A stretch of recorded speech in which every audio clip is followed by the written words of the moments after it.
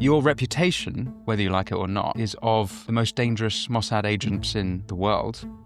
I want to understand how a nice French Jewish girl ends up infiltrating the highest echelons of the Iranian regime. Everyone was under the impression that I was Muslim because as far as the world was concerned, I had to be. Otherwise, I don't think I would be alive.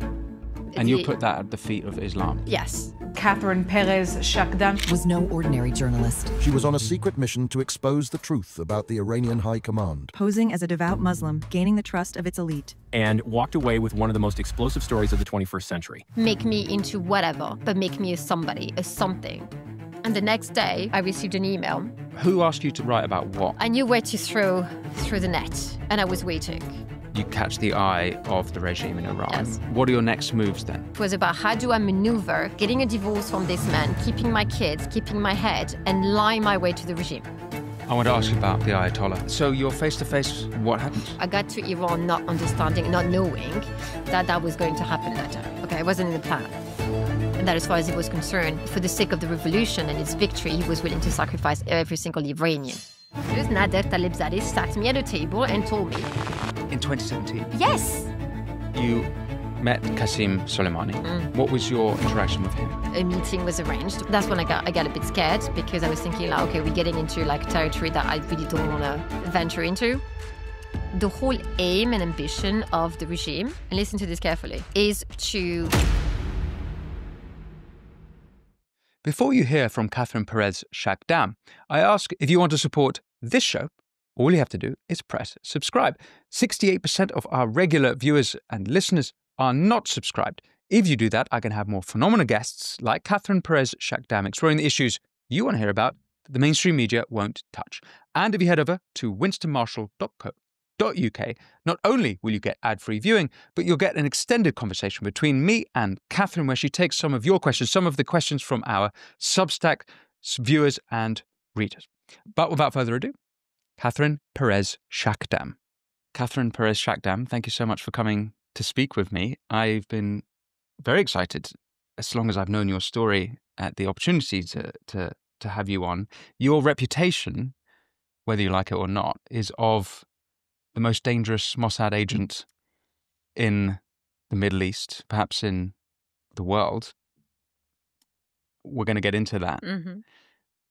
I want to understand how a nice French Jewish girl ends up infiltrating the highest echelons of the Iranian regime, is embraced by the Ayatollah. I mean, you sat with the Ayatollah himself, with President Raisi, with various members of the enemies of Israel and the West, and they were very happy to have you there, it seems. I'm not sure how to make sense of it all. In fact, having read into this story, there's a lot of it that doesn't make sense to me. So perhaps we can start at the beginning. Take me back to France. How do you sort of become interested in this world? It's a very good question. It's going to last a long time if you want me to get into details. I had a very, I would say, normal childhood in France. I often call myself a daughter of the Republic in that I was very Republican, very secular. I grew up in a household that was Sephardi, Jewish Sephardi, with a father who had a chip on his shoulders because of the way that he grew up. He was a child of, I would say, the second chance after the Holocaust. My grandparents decided to not to replace the son that they lost in the camps in Tunisia, but they wanted to start over. And so my father was born, and he was born into a world that was still coming to grip with the Shoah, a world that wasn't particularly friendly to Jews and was trying to deny them not just their identity, but very much what it is that they had gone through during the Shoah. And I think that profoundly marked my dad, who then, when he was 18, came to France to study and found himself with a huge glass ceiling over his head in that he had political ambitions of his own and could not fulfill them on the basis that his accent did not match that of, French-born, that he was a bit too flamboyant, for the elite. And so he spent his entire life trying to tone himself down, disappear himself to match whatever it is that they wanted him to be. So I grew up with this feeling of not really belonging anywhere. And my mom died, I was 11. So that was a profound trauma on me. And I was sent to boarding school. In boarding school, I've learned that being Jewish was not a great idea. In that, again, I was asked to kind of not be that. So I was living almost like a double life. So I don't know if it helped me to maneuver later what I endeavored to take on. But I was forced to be one thing at home and be another when I was at school, because, of course, you are moving with, at the time in that particular school, there was a lot of aristocracy, French aristocracy, a lot of people that were quite posh. And so, again, being Jewish did not match, the idea that they had of who you should be attending this particular school. And so I've learned to kind of, hide away or to portray someone that I wasn't necessarily at the beginning, but became, because by association, you learn, I would say, how to behave and how to speak and what accent to take. And I had a fantastic education, so I thank them for that. But it really taught me a valuable lesson, is that my Jewishness was not welcome. And I was left to grapple with this. I didn't know who I was. My parents were quite secular, even though my grandfather... This is 1990s Paris. Yes. My grandfather was also quite secular with my grandmother, but spiritual as well. So my religious education I owe to them, because my dad was not interested, not really. As a good Sephardi boy, he was still doing Yom Kippur and all the rest of them, so we used to go to synagogue. But it was very superficial and something that, again, he wasn't proud of. He didn't want to admit to people that he was a Jew. His last name kind of betrayed him half of the time, which was not easy. But yeah, this is how I grew up. His last name, Perez. Yes, Perez. And that's a Jewish name. Of course. Yes, it is very much so. Actually, Perez was the first son of Judah. So it's a name from the tribe of Judah that is quite well known. Okay. And he could not get away from it. You fast forward to my 18, and I land in the UK and meet the man who would become my future ex-husband. Let's take a quick look at how the media is reporting on Trump's new Israel-Gaza ceasefire deal using ground news. Now, left-leaning Middle East Eye ran the headline, "Trump beware, enabling Israel to impose its will on the Middle East will backfire." We specifically partnered with Ground News because their app and website helped me and my team cut through media bias and get the full picture on any story like this one. There are over 675 articles published on Trump's new Israel-Gaza ceasefire deal, and we can access every single one through Ground News, complete with source context and key breakdowns. Meanwhile, right-leaning The Express led with, "Trump announces Israel-Gaza ceasefire deal but warns it will only get worse." Two very different narratives from left and the right. Seeing all sides regardless of political lean is essential to making informed decisions and spotting bias. That's why Ground News' blind spot feed, which highlights stories underreported by either side, is such a powerful tool. I genuinely believe in what Ground News is doing, and I ask you to check it out by scanning the QR code or visiting ground.news/Winston. If you subscribe through my link, you'll get 40% off unlimited access. Ground News is subscriber funded. So, by supporting my sponsors, you are also supporting this show. And at the time when I met him, I was, of course, very much in love. I was also very naive because it was my first ever relationship. I didn't know anything about anything. I was coming out of an all-girl schools, so I didn't have much experience into what is it that you do and how you behave in a relationship. Didn't have boyfriends before. So I met this gentleman, and I thought that with him, I could build the family that I was craving for and belong at last, eventually. And when he came to me, he was someone with such convictions and very clear ideas about what was right, what was wrong. It's very appealing when you're someone who doesn't know who she is yet. Again, I was quite young, very naive. And for me, my vision of religion was very secular. I could not appreciate that people could take any religious text literally, to the point where it's in all the minute detail, it is absolutely true, because I never asked myself those questions up until then. And so I was promised that, nothing had to change, that he was very tolerant of, me being Jewish, that it wouldn't matter because Islam allowed it. He was a Sunni Muslim from Yemen. Sunni Muslim, yes. My side, I was very much aware of the fact that I wasn't supposed to. But then again, I was thinking my kids will automatically be Jewish anyway, so what does it matter? And again, at 18, you don't ask yourself those questions. You don't actually project yourself into the future enough to understand that actually Islam and Judaism don't necessarily marry well for many different reasons. And this is my experience. I mean, I'm not here to say that it's a bad idea for everybody. And I'm sure that people may have very happy lives doing so. It wasn't my experience. My experience was quite brutal. So I married him. Why was it brutal? Oh, because I was bullied to an inch of my life, quite literally. I suffered violence that I don't want to get into. And mentally, I would say beaten to almost an inch of my life, in that I was asked to deny who I was. They asked me to be disappeared.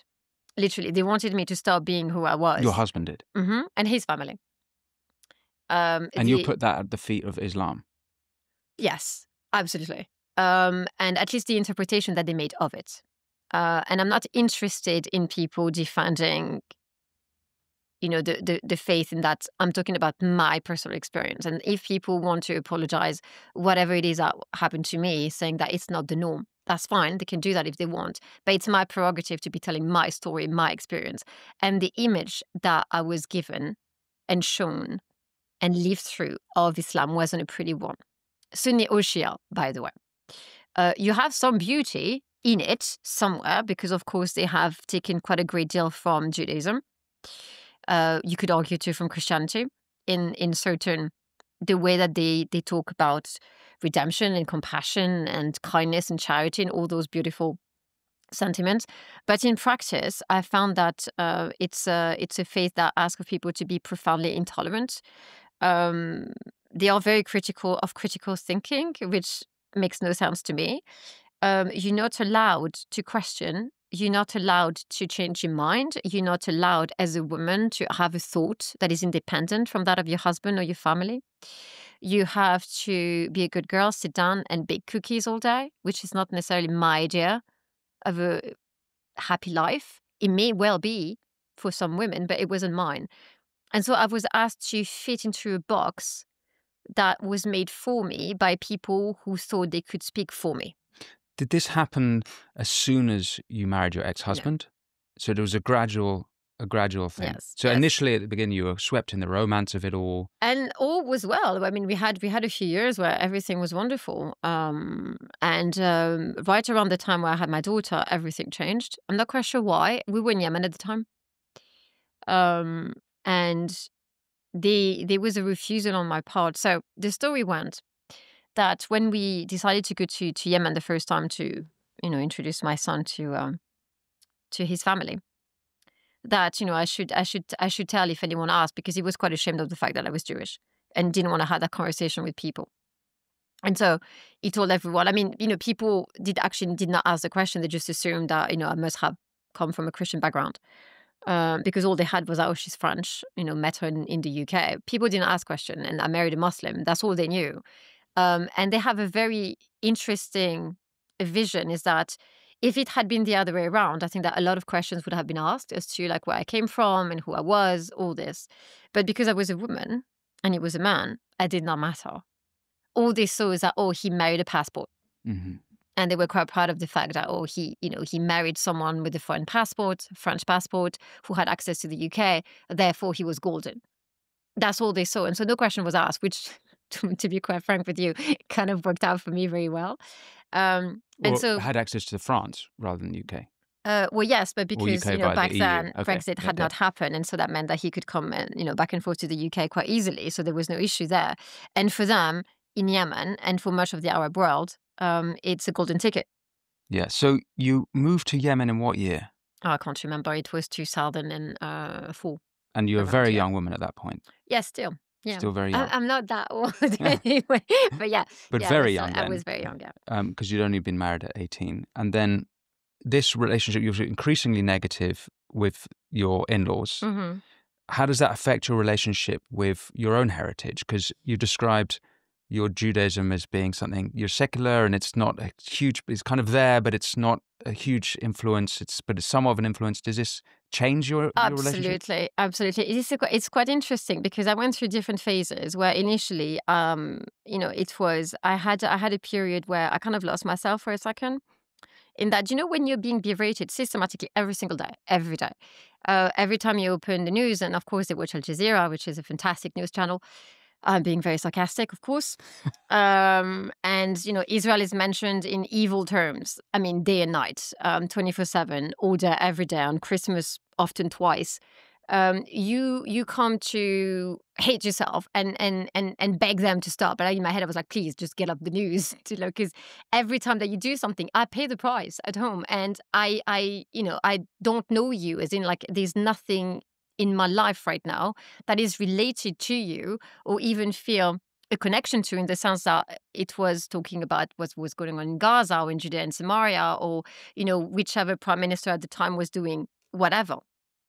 And for me, not being Israeli, I could not understand why I was being blamed for it. And so part of But me... who was blaming you? Your in-laws? My in-laws, everybody. I mean, those who knew. So they all knew you were Jewish? No, only his very close family. So we're talking his mother, his stepfather, because his dad had passed away when he was quite young. His mother had remarried, sister, brother, and I would say their spouses. So it was a very close-knit family. But at the same time, they were all at the same time on my case all the time. And they literally lived in my house almost because they were coming every day, spending, hours and hours on end, where I would get bashed. Because they watched TV and they talked and had coffee, and it was systematically, oh, you did this. And I'm like, no, I did not do anything, because I'm sitting right here. I'm not in Tel Aviv or in Jerusalem. I don't make decision, at least not government state decision, because I'm right here in Yemen. How can you possibly blame me for what is going on? They were blaming me for things that quite often cleric on Friday would conjure up, claiming that Israel had done X, Y, Z. And then they used to come home to me telling me, oh, why X, Y, Z? I'm like, I have no idea what you're talking about, because I don't know what is going on. Back then, I had no idea. And I didn't want to know. Because so you're speaking Arabic with them? I had to learn, yes. I don't... Look, I spoke it quite fluently at some point. I think I suffer from mild PTSD when it comes to that language. Don't like it. And I try to avoid it. So I think I've forgotten quite a great deal of it. That said, when people do speak it, I do understand what is going on. And I try to keep it to myself. So now it's out. But yeah, I do speak. So you're painting a picture of... Do you think your experience in Yemen is typical of Yemen? Did you get a sense of how Yemenis, their ideology and how they see the world? So let me tell you a story again. I think it's quite interesting, because I would love to say no. I don't like to make great, grand generalization, because I don't think it's fair, because people, first of all, people can change their mind. Not everyone is the same. Now, I would say that the overarching majority of people do feel that way. Maybe not to that extreme. But I feel that for them it became personal, because I was an affront to them, in that I refused to bow and I refused to break. There was something, still in me that was just like, no. My grandfather fought during the war. He was in the resistance against Nazi Germany, and he was made prisoners 3 times. So he escaped twice and, got caught again and again. And my grandfather used to make a joke. My grandmother used to make a joke saying that he was a professional at getting caught by the Nazis. But thankfully they never found out who he was and what he was. And he fought desperately hard for his people. And by people, I mean both the French and Jews worldwide. He did not want... He understood that there was something so dark at play, that he had to take a stand. And he always taught me, first of all, that it wasn't over. And I used to think he was mad. I changed my mind. He was right. It's not over. And he also taught me that when you see evil, you speak its name first, and then you do something about it. You don't sit quietly in the dark, hoping that others would do what you can't or not willing to do. And so I decided to do something about it. And that is really my journey. There was something in me that told me that I could not claim to be my grandfather's granddaughter and allow for his legacy and everything that he sacrificed and lived through and what my grandmother had to live through and survived, and had enough hope for humanity that they were willing to rebuild and have a daughter. And, that daughter had me, and just be a coward forever. Even though I had made a terrible mistake, I was aware of it. I wanted to atone. So it was a mixture of... Sorry, you were aware of what mistake? The fact that I married that man, Okay. and he became the evil of my story, and he became the devil, really, frankly, because I saw him like that. I wanted to slay him, not physically, but I wanted to make a stand and reclaim lost ground. And so I went through a period where I was hating myself and my heritage, thinking that maybe if I wish it away, things would get better. And then one day, and I think I think you always have those moments in life where you actually have to make a choice, where there's no more room to be, to give. And I found myself, and I think that's the first time in my life that I actually prayed, and somebody must have listened, because I was like, look, I don't know what I'm doing. I'm lost. I'm in Yemen. I'm alone. I have no family. I get 2 kids. I'm a prisoner, essentially, and I'm being turned into a slave, and I'm being disappeared, and I don't have it in me anymore to fight, and I don't know what to do, and I'm going to die here, because I, quite frankly, wanted to just call it a day. Now, I remember that my mom died when I was 11. I wasn't going to do this to my children, but I did not know how to carry on. And so I was just like, you're going to have to decide for me, show me something that I could live for, fight for, make me into whatever, but make me a somebody, a something, so that my life would not just be meaningless. And the next day, funny enough, I received an email asking me if I wanted to write for a newspaper. And I was just like, okay. And it began really right there. And you fast forward a few years, and then the Arab Spring started. And the biggest mistake that the regime ever made, I think, to this day, took place in that they misconstrued something that I wrote at the time on military interventionism in Iraq and how the US was conducted itself. I criticized military what? The military interventionism, so the fall of Saddam Hussein's regime. I was critical of the US, not because I thought that Saddam was a great idea, but because I felt that the way in which things had taken place and the way that they kind of panned out was not thought out, as in, what do we do the day after? It's one thing to get rid of Saddam Hussein, fantastic, we all applauded, but then what do you do after? How do you mend decades of a dictatorship? How do you reconcile a nation that was taught to hate one another? How do you allow for all the various religious minorities and ethnic minorities within Iraq to find a space within which to exercise their rights without denying that of others? It's complicated in a country like Iraq that had been brutally led by a man, should you decide to criticize him, you would land dead, eaten by wolves, quite literally. And so I was talking about that. Obviously, this is the first stuff you're writing about. This is the first thing that the regime picked up. So by then I had written quite a great deal. Can we just rewind one moment? Sure. So you get this email out of the blue asking you to write about, who asked you to write about what? So it was Yemen Today. And it was a newspaper in Yemen. It wasn't out of the blue completely, because I had sent, emails here and there. I just wanted to do something because I was bored. And so, they responded saying, yes, we would love, for you to write something, because I had sent them something that they liked. They were like, okay, you're an okay writer. Let's give you a go.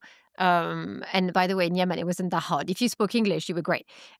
So I started writing. And the top you were doing, covering political, geopolitical. Yeah, geopolitical things. Not just in Yemen, across the region, across the world. It was mainly about the Middle East, because that's the subject that interested me, because of course I was in the middle of. I also by then understood very much the culture, the history, because I had read everything. And I was interested in looking into the religiosity of the region. But of course I understood too that I had to be very careful. But I wanted to kind of test the limit of how far can you push it before people start to be, questioning you or, being offended. I was curious as to what is it that is tolerated? How do you think yourself Muslim?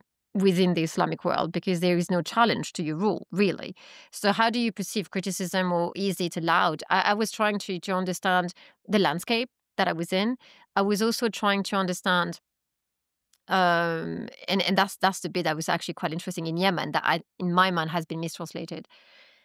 I was trying to understand Yemen's relationship to the freedom of the press, because a great deal had been written on it, and by then I knew, I came to know the family of the late president Ali Abdallah Saleh. So I knew one of his nephew, Yahya Saleh, and his family became friends of mine. He had no idea I was Jewish, by the way, so maybe that helped. But I found that even though he was a man who positioned himself as a pro-Palestinian, he was pro-Palestinian, I think, in the way that everyone should be, which is to protect Palestinians from Hamas and from religious radicalism, because the Saleh family was extremely secular. And a lot of the time they have accused them of being tyrants, which to an extent I would say politically, yes, but not to the extent of the others. So it's night and day. If you compare, the Saleh family with Saddam Hussein, not at all. You had freedom of the press in Yemen. To some extent, I mean, you couldn't criticize the president. You could criticize him up to a point. If you were to start talking about his finances and give very particular cases where maybe embezzlement had taken place, you would be in trouble. But as far as you would want to criticize his policies or decisions, he will let you. And I can testify to that because I'm still breathing, and I criticize quite heavily some of his decisions, and no one was bothering me at all. So you were writing.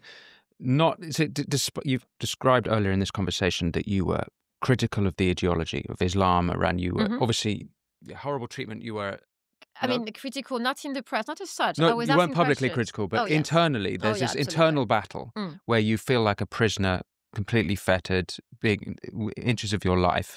Then you have this opportunity to speak out and write out, and you're being critical, but presumably it's coming from a place. They wouldn't have, these types of outlets wouldn't have accepted you if they thought you were an antagonist, if you were someone. Exactly. So exactly. so part of you at this point, were you pretending to be on like a pro?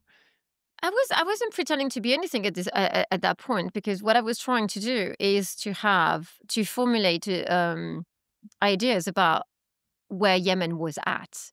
I was trying to give people an understanding of Yemen from a Western perspective, but with an onlook that was from the region. I was trying to translate Yemen to a Western audience. Because a lot of the time I had found that the West was talking over Yemen and literally translating Yemen through the lens of a Western mind, which wasn't necessarily close to reality. So I was trying to, give a clear reflection of what it is that Yemen was and what people thought, and some of the question that they were asking themselves in terms of, do we want to go in this direction or that direction? How do we feel about the West trying to intervene? How do we feel about how we're being perceived in the media? So that was really my work then. And then very quickly, I started to get interested in the Islamic Republic. And the reason being, I could see, and I was in Yemen, I saw it. And it was terrifying. You could see the slow rise of the Houthis. And the Houthis, which I think is actually like quite interesting because nobody talks about it anymore. The Houthis are Zaidi.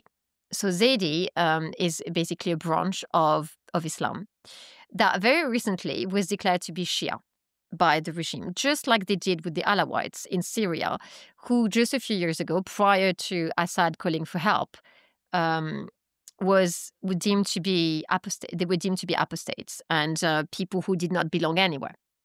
Interestingly enough, 2012 marked a profound shift in Tehran's decision to look onto them as Shia brothers.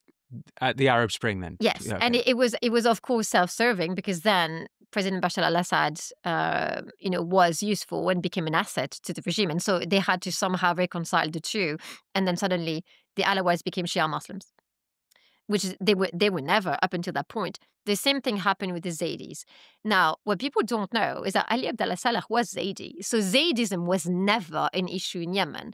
And up until that point, up until the Arab Spring moment and the rise of the Houthis, or at least when their name were being mentioned more than twice in the news, you could see that suddenly people started to say, oh, Zaydi are, a battered religious minority. And I'm like, well, hardly, because the president is Zaydi. So it's not like he's going to batter himself.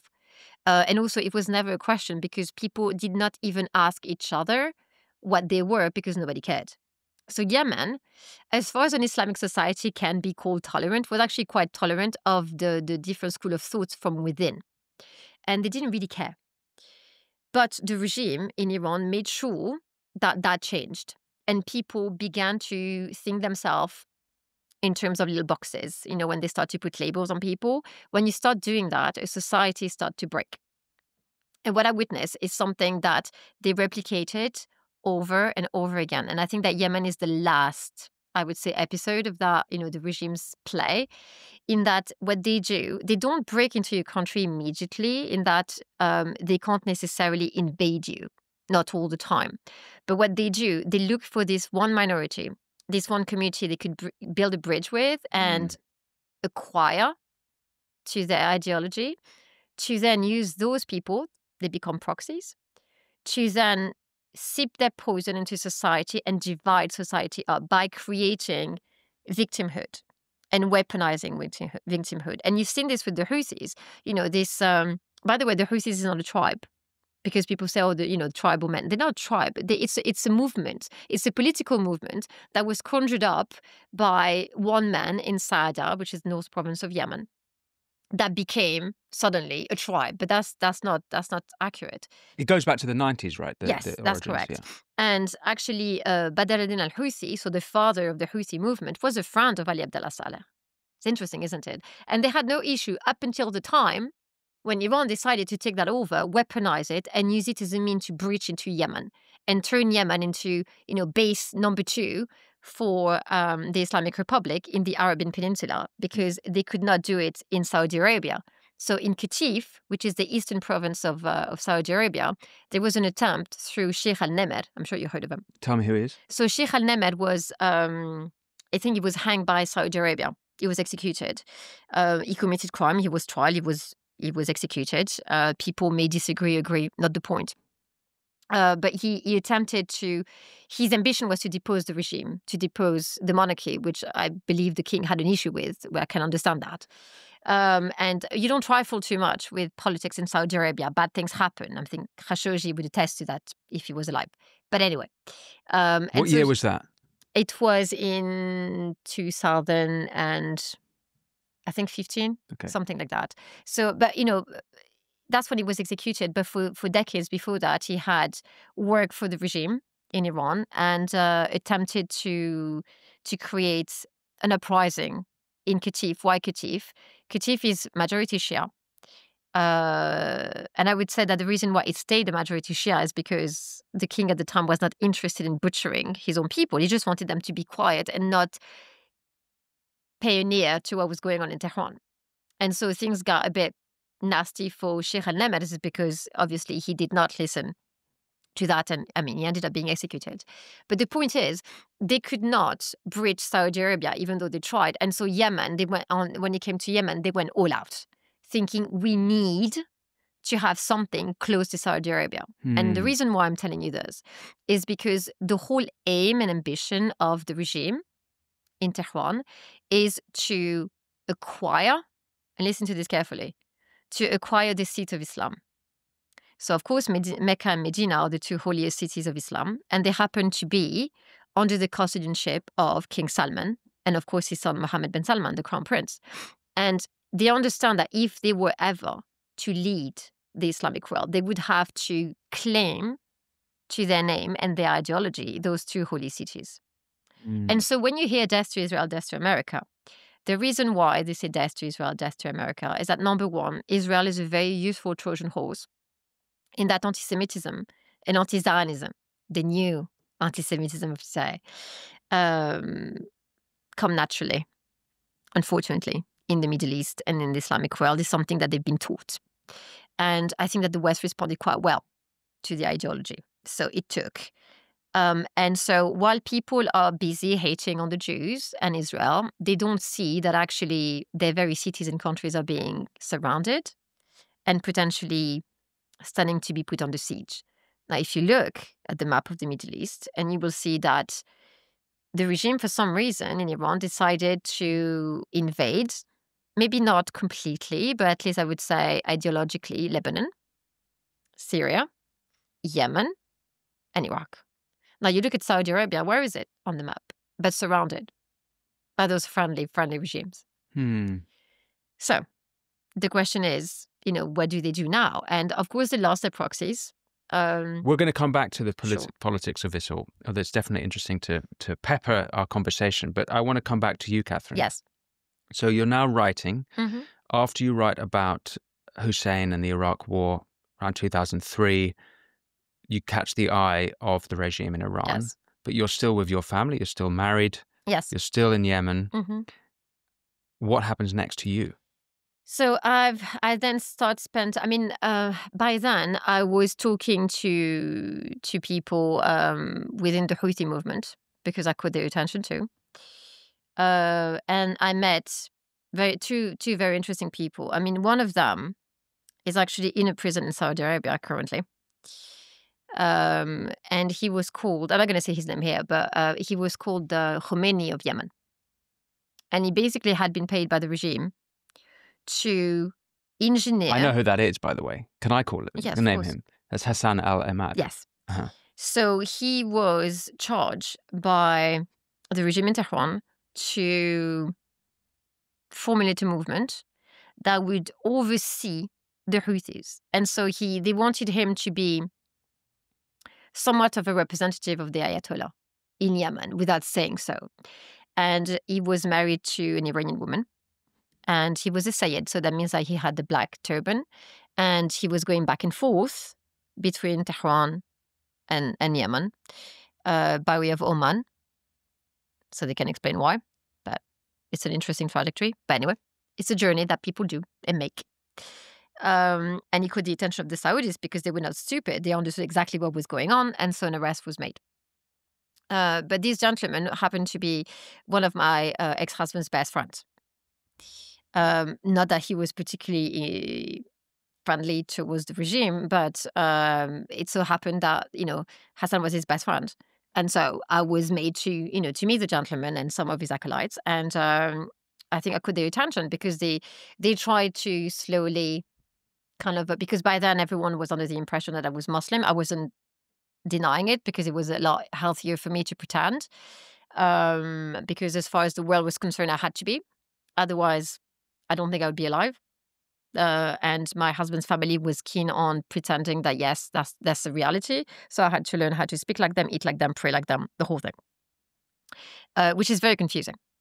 Because, a lot of the time you're thinking like, who am I anymore? But again, it served me well. And I think I was like slowly being groomed to come to his side, and I let it go.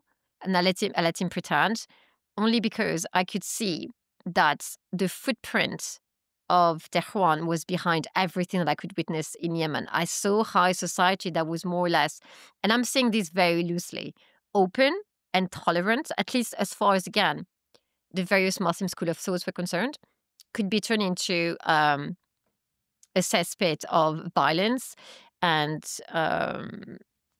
sectarianism and a desire to basically slay the apostates, meaning anyone who doesn't think like you.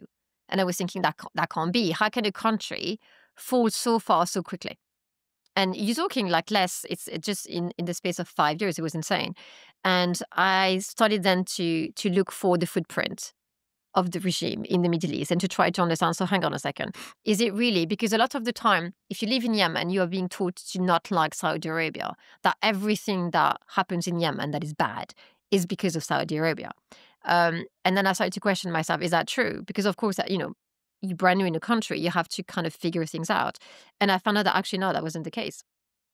That a lot had to do with the fact that the Yemenis were not capable of managing their own countries, number one. And number two, the fact that Iran was playing a great deal, rather the Islamic Republic, in making sure that Yemen would not stand up. Because if you have a broken society, a broken economy, and a broken people, it's a lot easier to take over than if you have a happy people, a strong people, and a rich people. Which is why they could not take Saudi Arabia, which is why they could not take the Emirates over, or Kuwait, for example, or even Bahrain, and they tried. They really tried. So I was at this kind of juncture where I was like, okay, so what do we do now? Because it's one thing to know, who the devil is, what does he want. I wanted to establish, okay, so now you know what they want, you know who they are. How do they do it?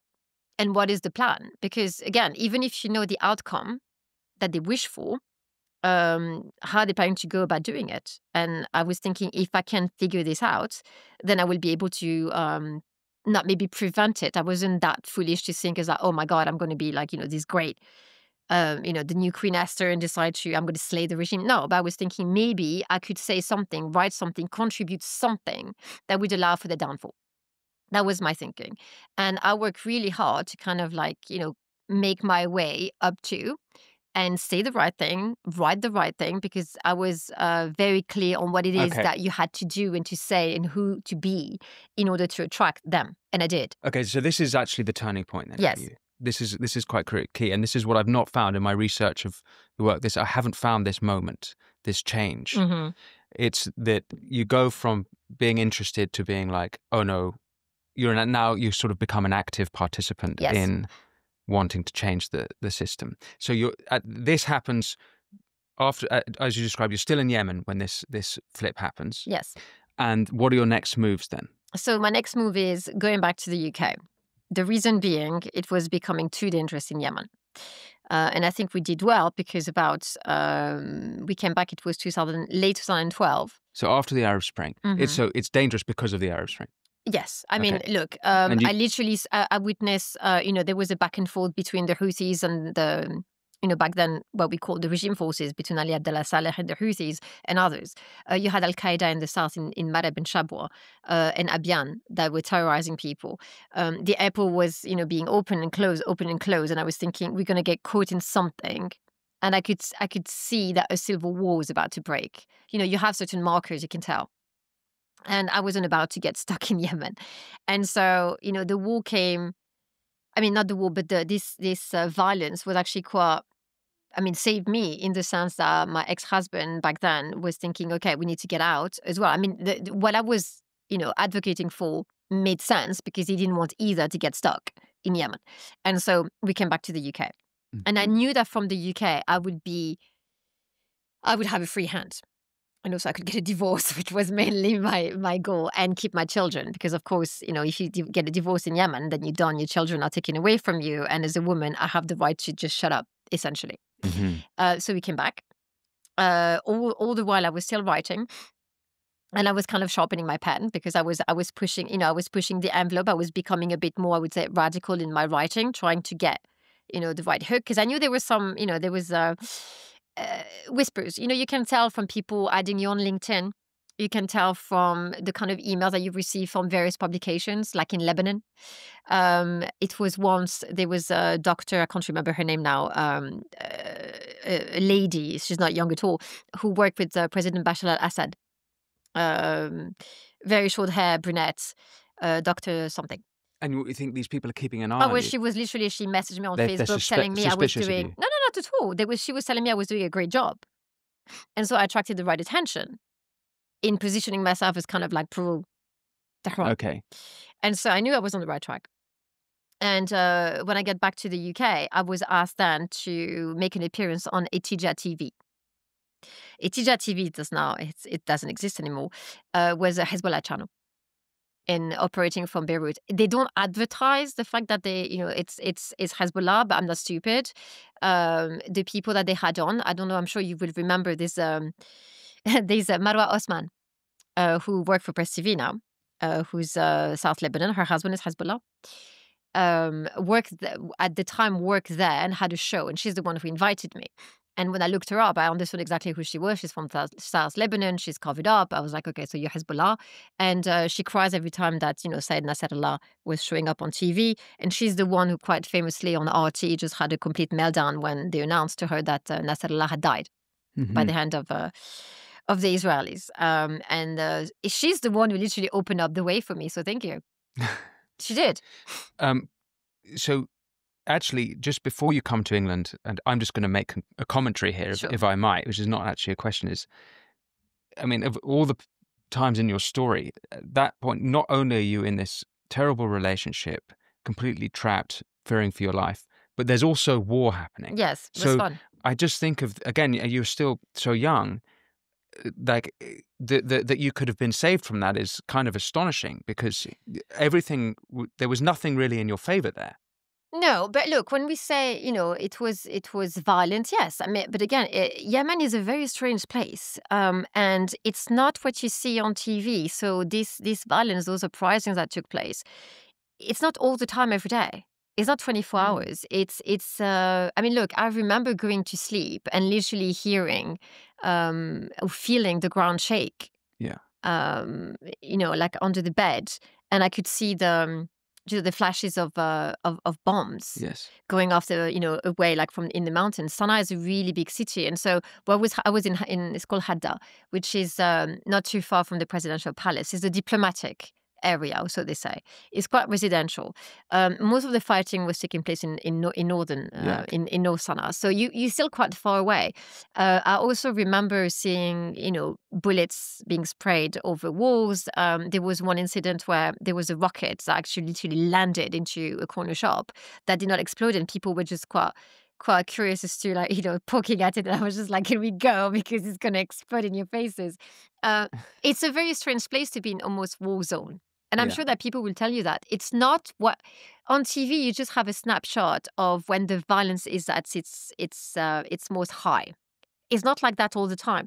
And you get used to it. Mm-hmm. You get used to the electricity cuts. You get used to hearing gunshots outside your window. Mm-hmm. I remember once waking up, God knows why, and I had this feeling that I needed to get the kids, and I went into their bedroom and grabbed them, and I looked up by the window, and there was a sniper. He wasn't coming for us or anything, but they were fighting whoever, and I was just like, my kids could be potentially like in the line of fire, so I took them out, and it was this constant state of alertness where you have to kind of gauge what is it that I do, and it's a good training, because then you learn how to think very calmly in very stressful situation.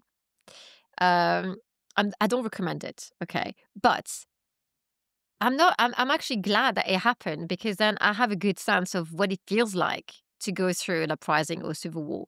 I have an understanding of what war actually sounds like, because it's very easy for people today to be calling for war, saying, oh, we want to go and fight in Ukraine, we want to go fight wherever. And I can understand the sentiment. I can understand that people have belief in ideologies that they want to defend and to their honor. But also, you have to be quite clear about what it is that war is from up close and personal. It's not pretty. You're talking about violence, and you're talking about death. Not life, death. I would caution people before they call for it too eagerly. It's not pretty. I've seen it many times. I'm sure that Israelis will tell you the same thing. You don't fight a war because it's fun. It's either a defensive war, which is the case of Israel, or it's a war that is born out of an ideology that wants the surrender of another people. And that is the case of the Islamic Republic. To fight a war of defense is honorable. To be sitting on any other side is quite frankly genocidal. So you're in London now. You are still with your husband. Yes.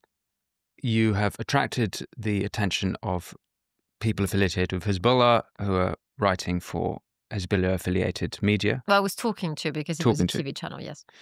Oh, and you're appearing on this TV. So you're not just writing, you're now a public. Oh, I'm in the system. You're So in the system. they have a system.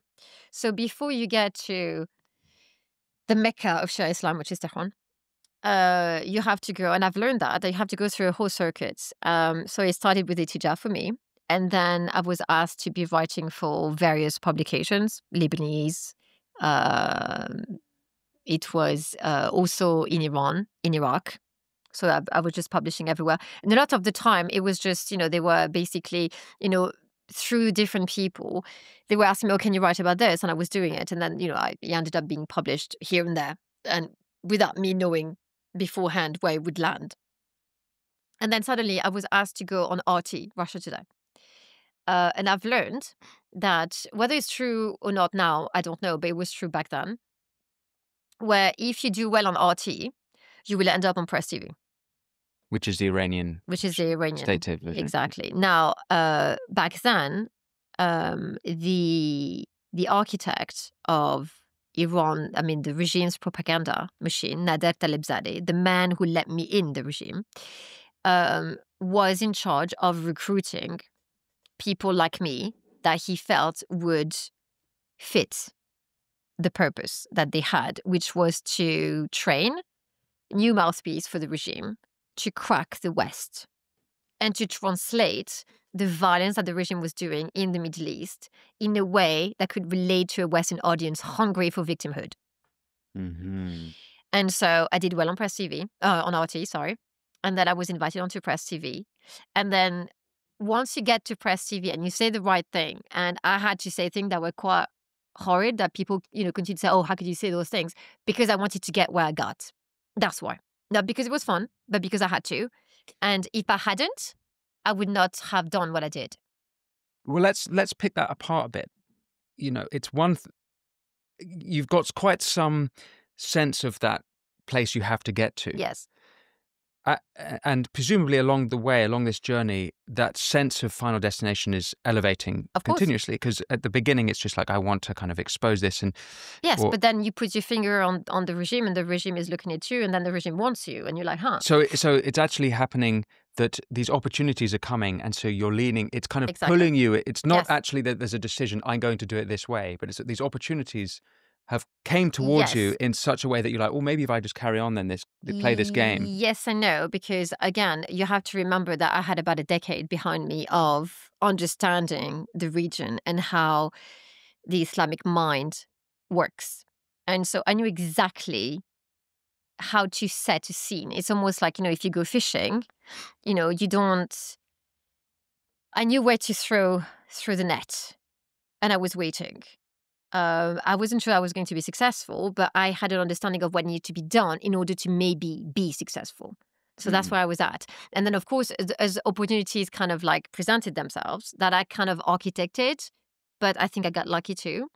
I then kind of honed down, and I became more astute at manipulating and understanding what is it that they wanted me to say and how to say it and how to lean onto. I kind of sussed out what is it, like the pressure points. What is it that they were actually interested in? And you have to be very careful because, of course, you can't look like you kind of, trying. It needs to feel natural.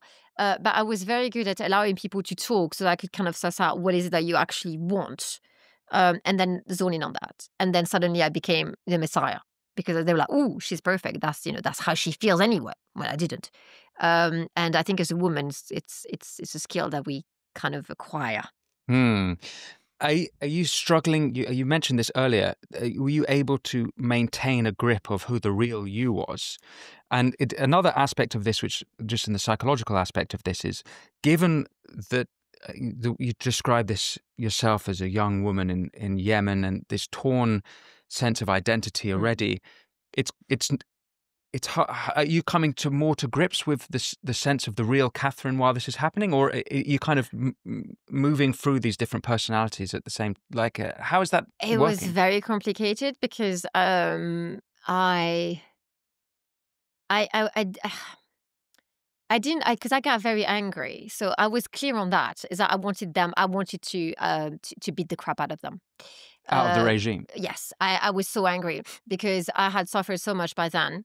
So actually, they were almost a version of was it your ex-husband? It's like, this is a Yes, way of because getting back at your it's ex-husband yeah, as you can take down the regime. it wasn't. Hell knows no fury like a woman scorned. It wasn't. I was like, don't divorce your wife. It was do not mistreat your wife because she's going to bring down a whole house of cards. A whole civilization. No, it wasn't because look, my ex-husband is literally like is inconsequential to me now. I don't care. He gave me 2 beautiful children. Thank you. Go die somewhere. I don't care. Read the book. He's just things were done to me that were not fun. Sorry, but and for that, it's not a question of forgiving or whatever. It's just like I don't care. It wasn't about him. It was about me understanding that what had happened to me had been allowed and manufactured by an ideology that was going to go after someone else, and that I just couldn't stand it. Okay. Also had a daughter, and I couldn't bear the idea, having had a son, that maybe one day he could do that to someone else, feeling entitled, as a man, to behave like that. I was like, that's not going to happen on my watch. Bearing in mind that those 2 kids of mine are very, very Jewish.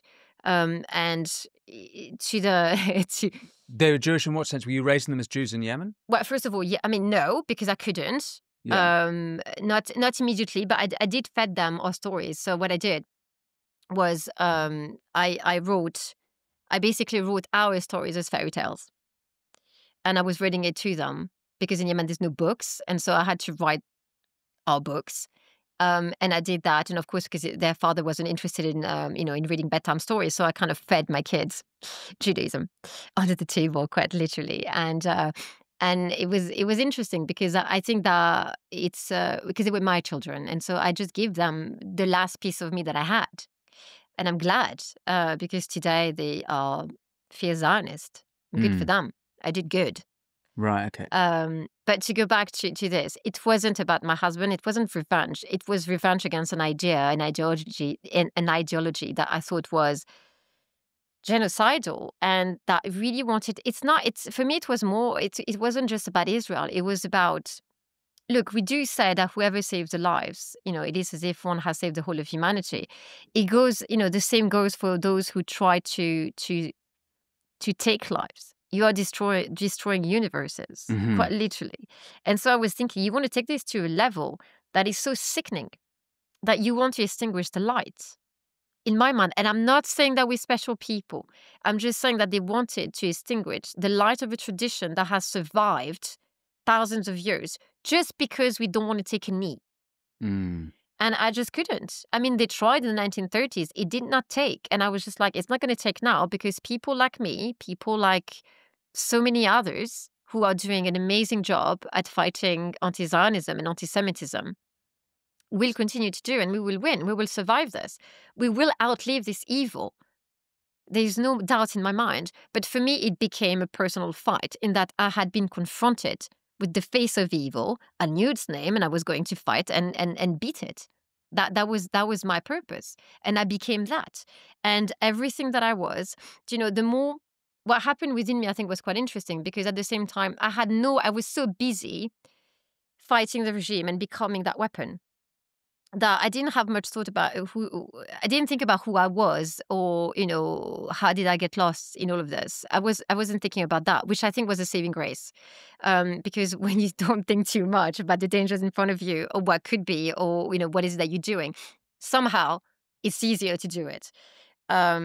But I think it literally consolidated me in my Jewishness a great deal because I came out of it.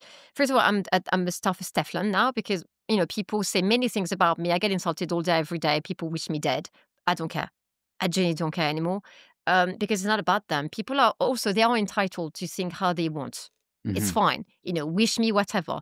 I know who I am. I'm not certain that they do know who they are beyond what the regime has fed them. I know exactly where I stand. I know what I believe in.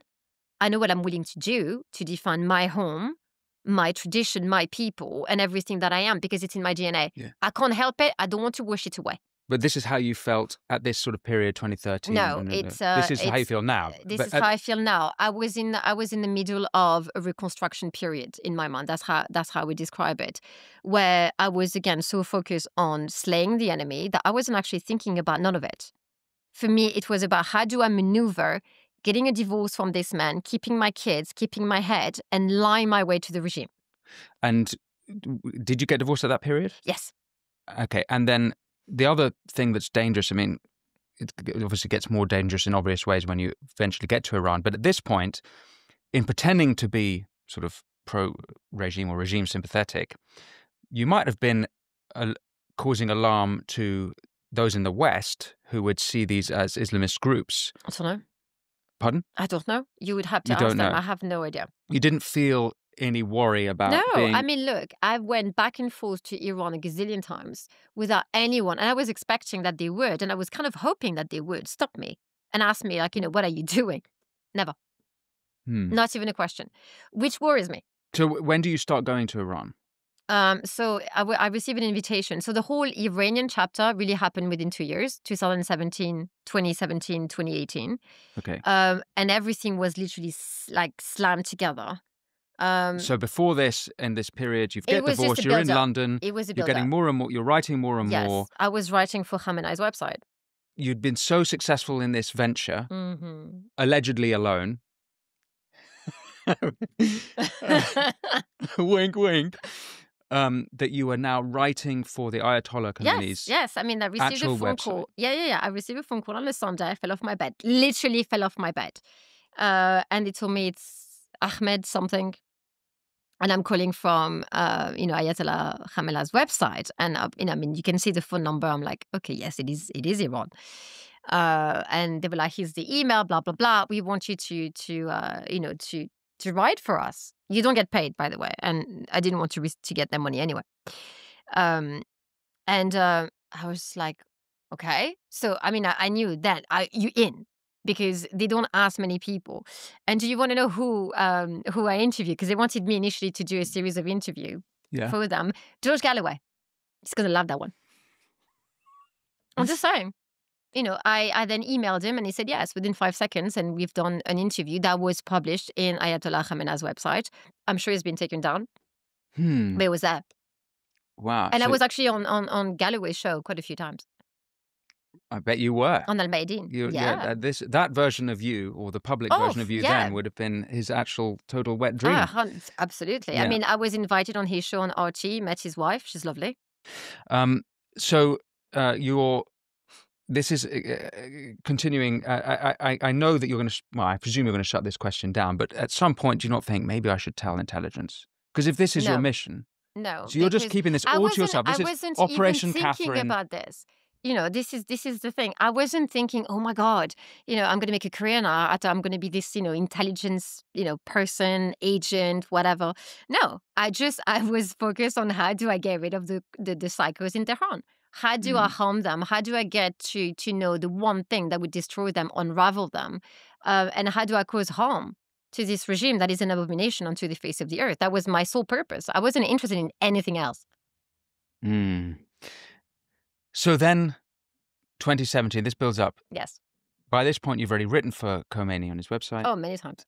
Many times. Yes, I was asked to write his autobiography that would require him to write. You're going to be the ghostwriter. I was supposed to be the ghostwriter, and I couldn't stomach it, so I was. This is and before thank you moved. God for COVID-19. Did this happen before you moved to Iran? They asked me. I never moved to Iran. I traveled there. Okay. I didn't live in Iran. Some people have made a movie out of me. When I went to Iran, I was asked if I would be willing to write Khamenei's biography. And I said I would, because obviously, first of all, you don't say no to them and keep your head. So I said, yes, I would. And I kind of pushed it. And by the time 2019 rolled in and I was starting to detangle myself from them because I had enough. And I knew by then that I had learned whatever it is that I needed to know, I had reached. And then because you get to a point where now you're going to talk about, you're getting into a very dangerous, what I felt was too dangerous for me, in that after I've met with Qasem Soleimani, I was just like, whoa, now we're getting into a military arena. And I was just like, this you don't come out of. And I was just like, let's not share those secrets. I don't want to know. Okay, it is for other people to find out, not me. I knew I was out of my depth. And so I just got out. And I was thinking, okay, so now I know about the propaganda. I know about the indoctrination techniques. I knew there was a plan to harm Israel and the Jewish community. Unfortunately, I was right. I knew You knew about that plan when? In 2017, there was a conference in Tehran. I talked about it many times. People did not listen to me. There was an interview with David Rose where I clearly said that something dramatic and terrible would happen against either Israel or the Jewish world that would lead to plan, the unfolding of a plan, this great anti-Semitism that you see, the Free Palestine, globalized intifada. That was it. That's what I was talking about. I just did not know that October 7th would be October 7th. But what made you think that it would happen at all? Because they told me. They told you directly? They told me. There was Who a told you? plan. Khamenei told me. Well, Khamenei introduced it at the Palestine conference. And then RSGC, commanders, Nader Talebzadeh, sat me at a table and told me, that's what we want you to start selling. In 2017? Yes. So Look, this is important because this predates the something. Abraham Accords. Yes, I want you to do something. And I want everyone to do something. Do me a favor. Go to, you go on Google and you type 2017 Palestine Conference, Tehran. Okay. You're going to be led to a website. On that website, there's a transcript of what Ayatollah Khamenei at the time said at the opening of the conference, when he put a clock of 5 years on Israel, that a singular incident would take place in Israel that would change the history of the region. 5 years, 2017, do the count. And I talked about it. No one listened to me. And I'm not blaming anyone, okay? I'm not saying that this is no one's fault. It happened. It's a tragedy. But what I'm saying is that we need to stop being so confident that a regime like that of the Islamic Republic cannot do us harm. Yes, it can. Listen to people who have looked at them in the eyes and tell you those people are maniacal, genocidal, crazy people. Mm. It's not a joke. I'm not saying this for, for giggles. It's not fun for me to have sacrificed over a decade of my life to be fighting this evil. It's not fun for me to see my name and my family being threatened and trashed because people decide to, make stories up about me and who I am and what I've done and whatever else. I'm not doing it because I'm building a name for myself or making money. I'm not. What I'm doing is because I want to protect, our Western values, our traditions. I want to protect my people and make sure that my kids get to breathe tomorrow. But apparently, this notion escaped people. They're too interested in the sensational and, finding out whether or not I'm an agent or whatever else. It doesn't matter. It doesn't matter. When someone has seen evil in the eye and tell you what it looks like, please listen to them. Hmm. Well, seeing as you've seen evil in the eye, and there's several significant figures that you met, some of whom you've mentioned there, I wonder if I might ask you about them. Sure. We'll come to the Ayatollah Khomeini, we'll come back to him rather, but there was Putin's advisor, Yes. Alexander Dugin. There was... Yes. A great friend of Nader Talebzadeh, by the way. And what was your experience with him? We went to the Arbaeen pilgrimage in Iraq together. There's a picture of me and Mr. Dugin. And what did you glean from your time with him? To be quite frank with you, the man talked a lot. I did not understand a word. Not genuinely. Like, he spoke English to me, and I think I have a mastery of the language that is okay. It's just philosophical mumbo-jumbo. Like, the man is either on crack or he's smoking something that I'm not aware of, but could not understand. There's other two key figures, both of whom have now been killed. There's Qasem Soleimani, Yes. commander of the Iran Quds Force, who was killed in a USA drone strike in January 2020. Donald Trump did it in his first term. And there's Ibrahim Raisi, Yes. you've mentioned. Helicopter accident. Helicopter accident, a mysterious helicopter accident. You have to speak to Ellie, the great agent. Ellie. Helicopter. Ah, I see. It's a joke going on. Very good. But let's talk about these two characters then. Yes. Ibrahim Raisi. Mm-hmm. You interviewed him whilst he was on his presidential campaign back in 2017, when he is that lost. correct? Yes, that's correct. When he the lost? day, because he lost the 2017 election. And actually, he was quite keen to tell me that the next time that, it was quite common to lose the first time around because he was a newcomer. So it was architected that way. He was going to lose so that the world would know him and that the next time around he would be elected. And I thought it was quite a fun version of democracy when a president or a candidate knows when he's going to be elected. Works well for them. Yeah, quite an insight there. And you were on a plane with him. Yes, I was. So this is whilst he's on his campaign. Yes. And what is it, a private plane? I don't. Well, it was a plane. It was. I mean, it was a commercial plane, but he had chartered for the purpose of his campaign. You're very brave to get into a plane with. I had and to this make is whilst my flight President back Trump to Tehran. was so. president, right? What year would have this been? No, it was in 2017. No, he was Yes, not. he was president. He was, okay. So, No, was he? yes, 2017, January 2017 to 20. Yeah, it was his first term. Okay. Yeah. Yes. Unless it was right at the beginning of January. I think it was in March, April. So you get in a flight with him, presumably at close quarters. Yes. What do you learn about Raisi? What do I learn about Raisi?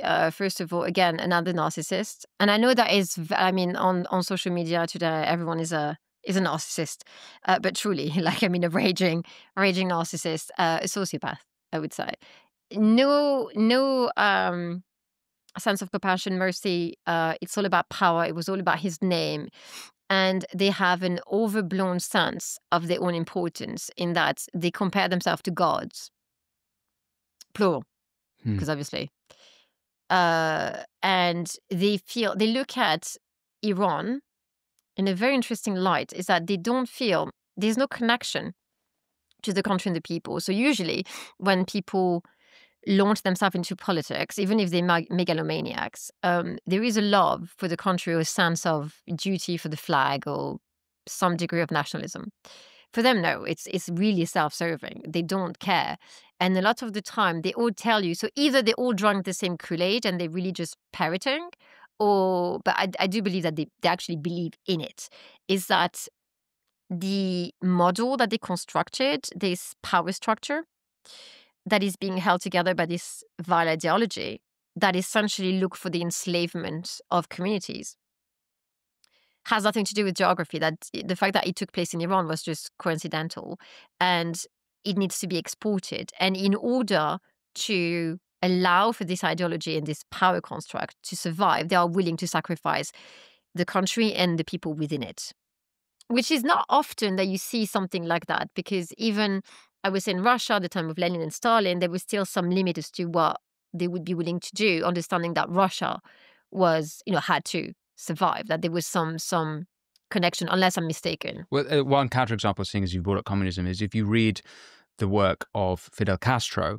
is that he very much said to Khrushchev, sacrifice Cuba for the revolution. Yes, but that's exactly so that. That would be more comparable. That's exactly that. Yes. This is not something that you find often, where the love for the country usually is kind of put at the center of the formulation of an ideology. Is that wasn't the case with the Islamic Republic. It's still not the case with the Islamic Republic, and this is something that he was quite keen on explaining to me, because this is interesting because both him and Khamenei reminded me of a conversation that took place between Khomeini and his generals when Iraq was bombing Tehran, and they were saying, please call for a ceasefire, you have to sign. We're going to be destroyed. This is back in the Iraq-Iran war. Yes, I wasn't 80s. there, by the way, but that was they were basically recalling an event, and they were telling me, do you know what Khomeini told his generals? And I was like, no, because I wasn't there.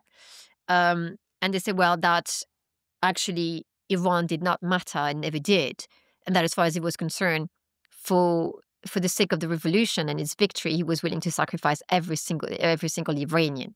And I thought that was shocking. To have, it's like Nero willing to burn down Rome just because, so that his own glory would be sanctified. And that, if you wanted to summarize the regime, that's what it is.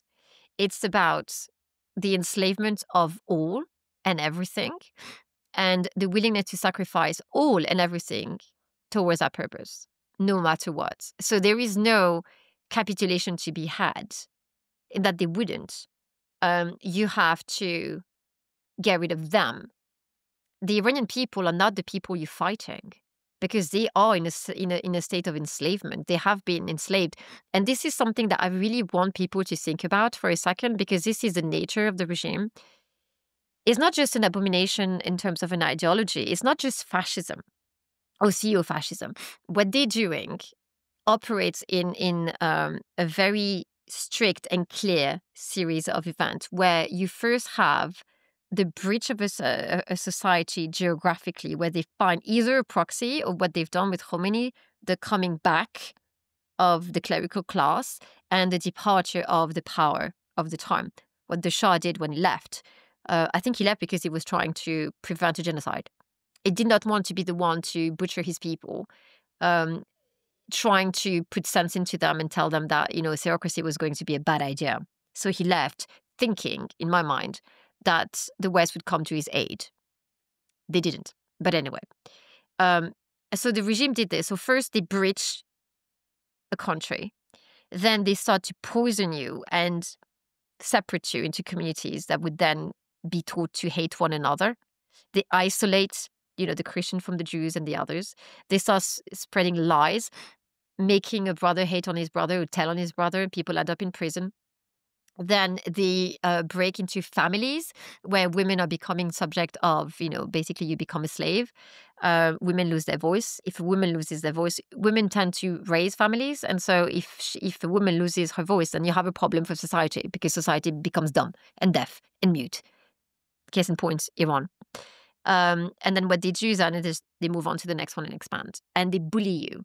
And they weaponize victimhood. So the whole series of tools and techniques that they use and that they're using today here in the UK. I mean, look at it. Look at the whole, free Palestine movement. You have young British women who I'm sure mean well, but they need to educate themselves, screaming that, oh my God, Israel is committing acts of genocide. We don't know where, we don't know how. They are parroting Hamas's data that the UN has repeated ad nauseam because, it's I don't know, Albanese is getting paid by them. Who knows? Who cares? I don't want to know.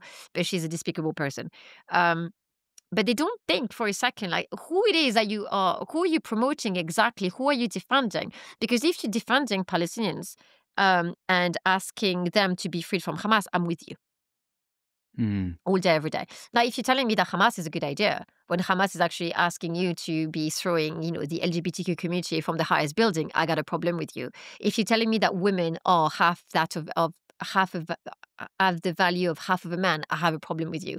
If you're telling me that little girls could be contracted into marriage against their will, I have a problem with you. And all those things are promoted by Hamas. Mm-hmm. So if that's what the UK today wants to promote, I have a problem with it. And everyone should have a problem with it. And people say, no, it's a distortion. No, it's not. Go see what happens when the Taliban takes over.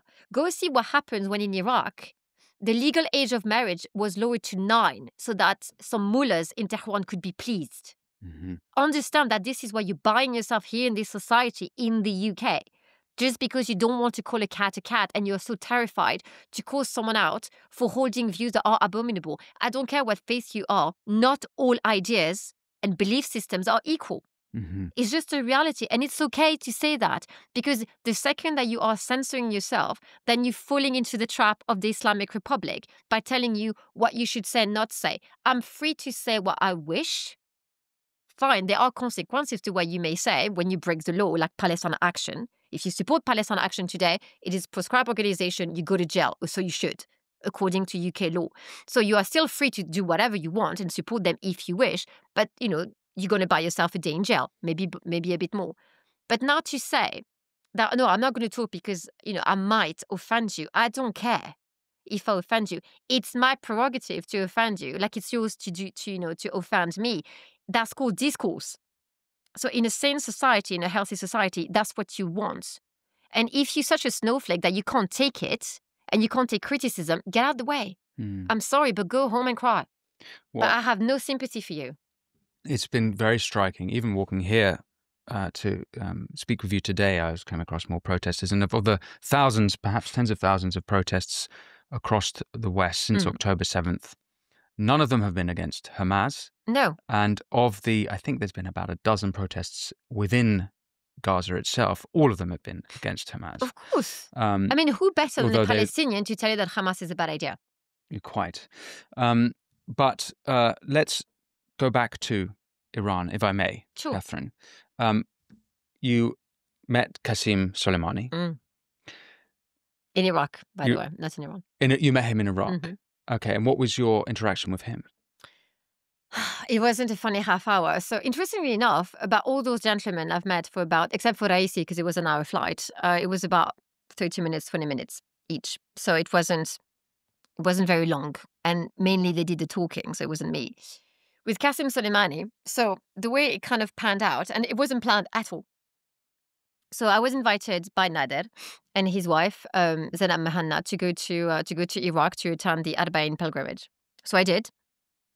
We went to Najaf, and then we went to Karbala. And when I got there, I had this very excited right hand man for Nader, Hamid, telling me, "Oh my God, Zainab Soleimani is in the hotel that we're staying at." And I was just like, "As in like Soleimani's daughter?" And he was like, "Yeah, she's upstairs, and she wants to meet with you." So I went, and she was there with Imad Mourni's daughter, another Zainab, and Imad Mourni was famously taken out by Mossad at some point in Lebanon. He was literally blown into many, many, many pieces, and he was the head of Hezbollah back then, before Nasrallah took over. And so took a picture with the two ladies. Not sure they like it, but it was taken and it's been published ever.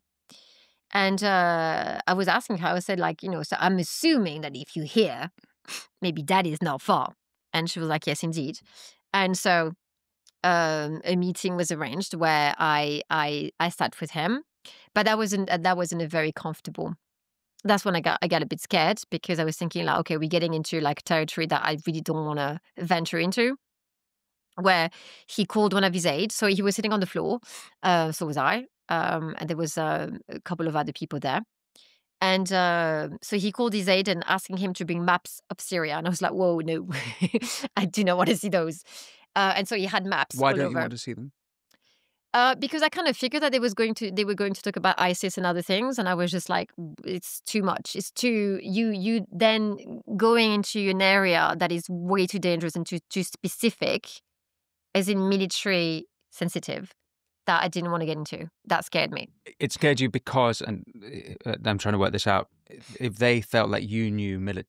Yes, If they understood you knew military stuff, it could become then a problem. they would actually have no hesitation in killing you. I mean, I don't know. I don't know if it was a setup. I did not know, but I was thinking like, why are you saying those things in front of me? He was saying them in Arabic, mind you. Oh, okay. So you thought that they might be trying to manipulate you? I don't know. I did not know. But there's something in my gut, and I've learned to listen to it, that it wasn't like, just get out. Just don't. Just don't. And so I, first of all, I did not listen. I didn't pay attention. But he was just pointing at a map. And what he did say was quite interesting, though, because he was telling me that it was like, do you know, I mean, it was quite cryptic, because he didn't say it as like, it wasn't a truth that he was telling me. It was very sarcastic. He was playing with me, where he was asking me about, what do I know about ISIS? And he was telling me that, don't you find it fascinating that we always know where they are? And I was like, okay. And that, maybe, just maybe. So I was like, okay, that's fun. And then I had a conversation years later with another gentleman who was actually explaining to me that he was in Iraq one day, in a very kind of Shia neighborhood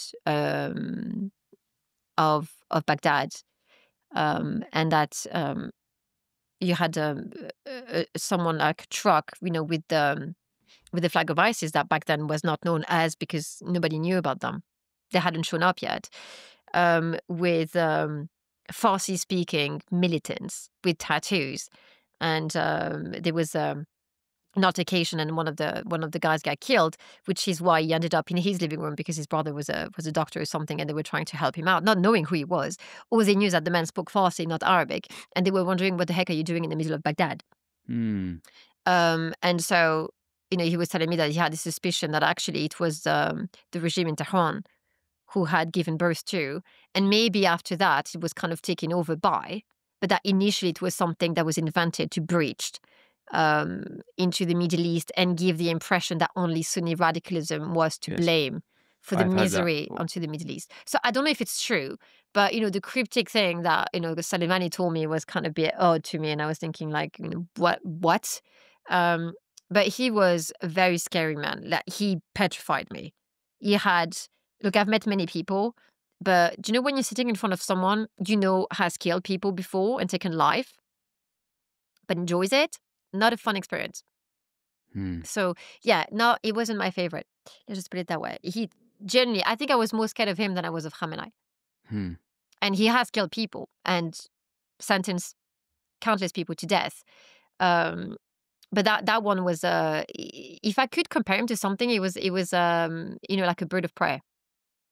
But enjoying it. There was a very sadistic streak to him that made me feel extremely uncomfortable. Do you think that, did you notice a difference between what he says publicly and what he says privately? Well, Soleimani wasn't really a talker. Or how he presented, rather. No, I mean, he presented himself as this very kind of, genuine, mellow, friendly, I'm a man of the people type of thing. This is how it was perceived by a lot of people. When the guy was like a dangerous, sadistic, again, narcissist. He was but look, those people enjoy power. They enjoy toying with the victim. So it's not just conquering you and enslaving you. They take pleasure into it. They want to see fear.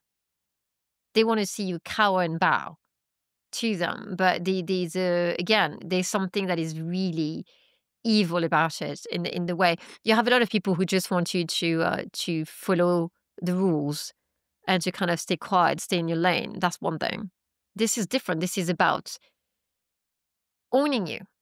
It's about erasing your identity and your ability to choose for yourself or to be a human being and exercise free will. It's about that. It's about becoming gods on earth. That's really what they were about.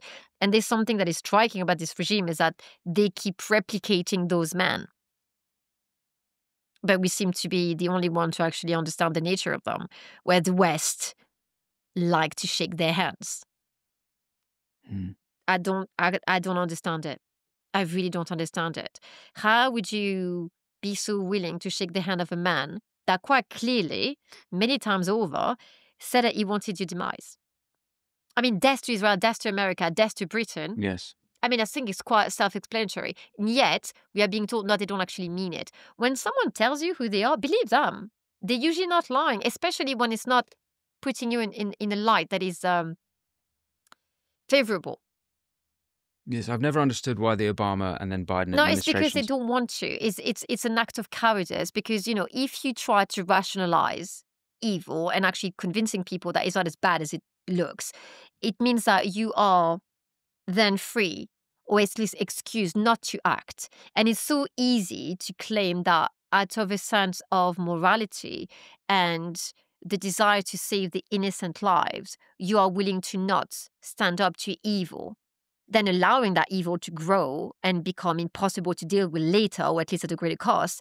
They think that they can have this halo and claim the Nobel Peace Prize. But I'm going to ask something of people, is like, think about this for a second, because I hear this a lot when people say, but what about Gaza?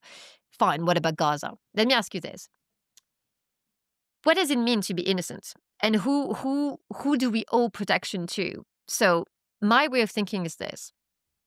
If me becoming a monster and claiming lives, with my bare hands, means that I will save those I am responsible for, my children, I am willing to do it. Because I am protecting the innocent. Mine. I'm sorry, but I'm not the Messiah. I'm not Jesus. I'm not Moshiach. I'm not, whatever culture, whatever religion you want to refer to. I am not the savior. I can only be responsible for the innocent that I am responsible for. Mm-hmm. So that goes with your family, your tribe, your nation, your religious group, your whatever. You pick one. You have a group. Everyone has one. What would you be willing to do to defend those people? And don't tell me that you want to save the other side, because if you do, you are condemning yours to die. Mm-hmm. That makes you a coward. In my book. But then again, I do believe that we fought the Nazis on the basis of that the innocent ought to be saved. And the true innocent in our story are the generation yet to be born. Do we want them to be born into slavery, or do we want them to be free? If the answer is free, you fight today so that you could be kinder to the future generations. Mm-hmm. Or you let them deal with it, and then you're going to go explain why grandma and granddad were so cowardly that they could not stand up from their sofa. Mm. I mean, in Christian thought, this is what Saint Augustine was battling with in City of God, and the concept of just war. And why is it that, well, for him it was why Western Europe had fallen. But you also look 3 centuries later, 3/4 of Christendom fell to Islamist conquerors or Islamic conquerors.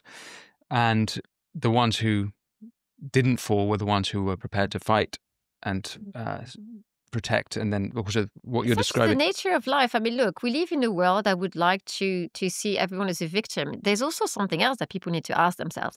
If you start a war, like the Nazi did, I mean, they invaded Belgium, they invaded France. Well, actually, it wasn't so much an invasion, but capitulation, where they said, just come on in and take it all. They ended up losing the war, correct? Were they the victims? If you start a war, be prepared to lose it. It doesn't make you a victim. It just makes you a loser. Don't come crying to me if civilian lives are taken, because such is the nature of war. If you don't want people to die, don't start a war. Now, when you're defending your country, like, for example, the French did very late to the party, or like Churchill did with Britain to prevent an invasion, it was a defensive war. It was a just war from the perspective of the United Kingdom. Do you want to go and explain to the military and the crown and tell them and claim that the war that they fought against Nazi Germany was unjust on the basis that people died in Germany? Do you want to try to explain that to them? No, because you're going to be called a fool. So explain to me why that logic applies to Israel, if it's not born out of anti-Semitism and anti-Zionism. I want to ask you about the Ayatollah. So you've already described a little bit interactions with him. Why exactly were you given a meeting with him? I don't know. Let me actually rewind even one moment. You're describing Soleimani, your experience of him. I'm thinking to myself, do you speak Farsi? No, I don't. So how is it that they let this woman in? I mean, I've sort of asked these questions a little bit, but how could they trust you? You didn't even speak Farsi. You didn't speak the language. You're sat in front of them. You're French. That's exactly why. Forget the fact that they might be like, oh, you might not have thought that you were Jewish or Israeli aligned. Adjacent. But adjacent. But you were, the French are still the enemies of... No, of course not. Are you kidding me? The French welcome Khomeini. They gave him exile. The French, and also a lot of Iranians and Iranian society is very much enamored with the French. I mean, we are the people of the revolution. We chopped up kings' heads. Okay, so because of the French Revolution, that was a big inspiration for the Islamic Revolution. I think that a lot of it, I don't know if it was the French Revolution per se, but I think it was the notion that France was not perceived as the enemy. Maybe not for the right reason, in that they just thought that France had lost its... So they had a pro-French prejudice? No, not pro-French prejudice, but I don't think that they saw France as much as a threat as they did Britain, for example. They saw France as a former colonial power that had lost its bite, that had no desire to fight against the rise of Islamic radicalism, a nation that had capitulated once to Nazi Germany and would capitulate again, before the mighty and the strong. Is this your opinions or their opinions? No, it was very much their opinion, but as well as mine, because it happens to be true. I mean, I'm sorry. The French, look, I'm French, and I would love to tell you that the French are proud people. They were once upon a time. I think something happened. You might want to ask Emmanuel Macron what he did, or his wife. But yeah.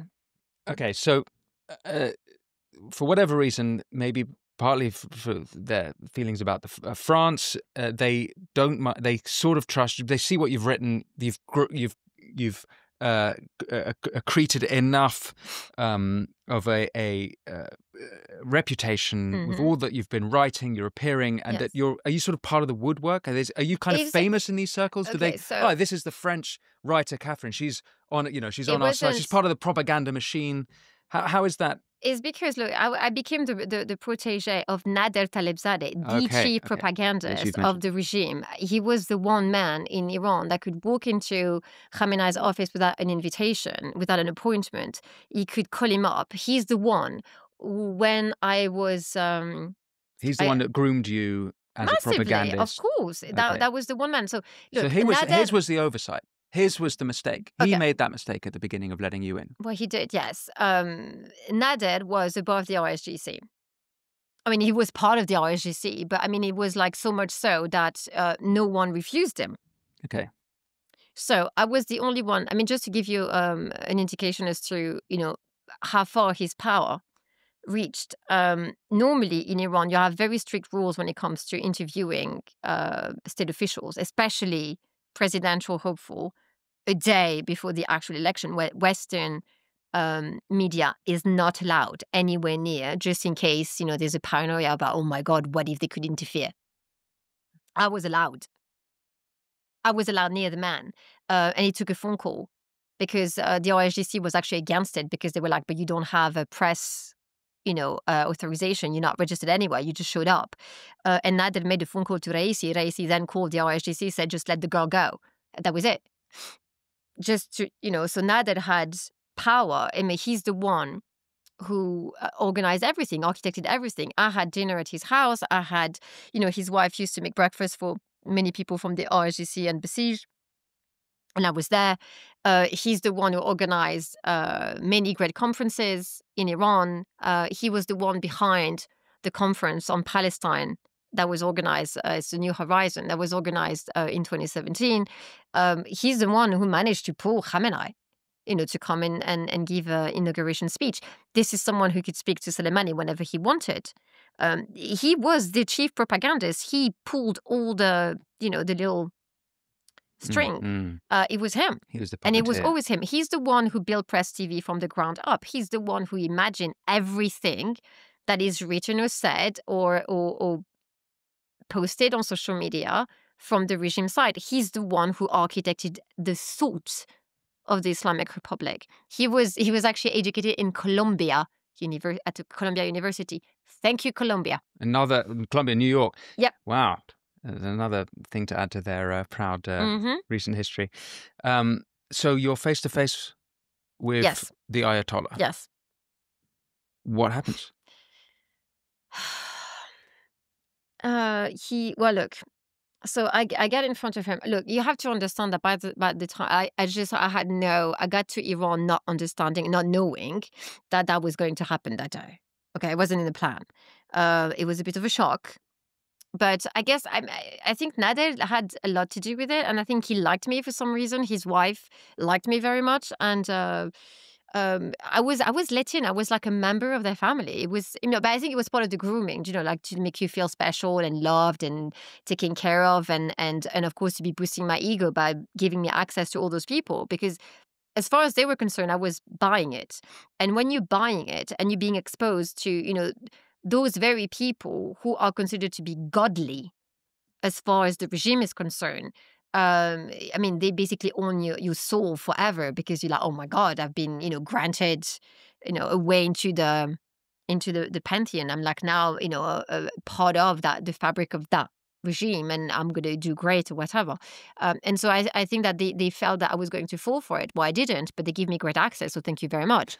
But the man just proceeded to tell me, he gave me a great explanation as to what is it that they meant when they were saying death to Israel. Because a lot of the time we hear the lie that, it's about the state, it's about the political construct or whatever. No.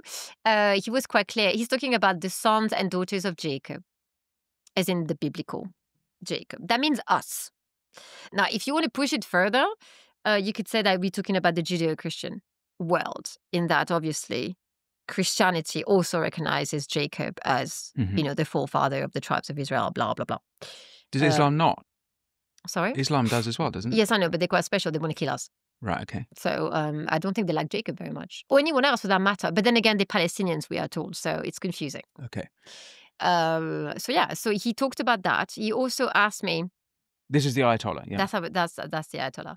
Now, something that is quite interesting Sorry, is the Ayatollah allowed to speak to, what's the relationship between men and women? And he can do whatever he wants, is the Ayatollah. Okay. And also, he's never alone in a room. Also, quite frankly, people will not like me saying this, but he doesn't, girls are not the problem. That's all I'm going to say. Huh. was that evident from your meeting? It's been told. Mm.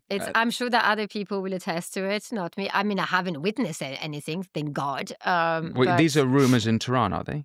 everyone knows it's like the worst, best kept secret ever in the regime. It's a thing. Huh.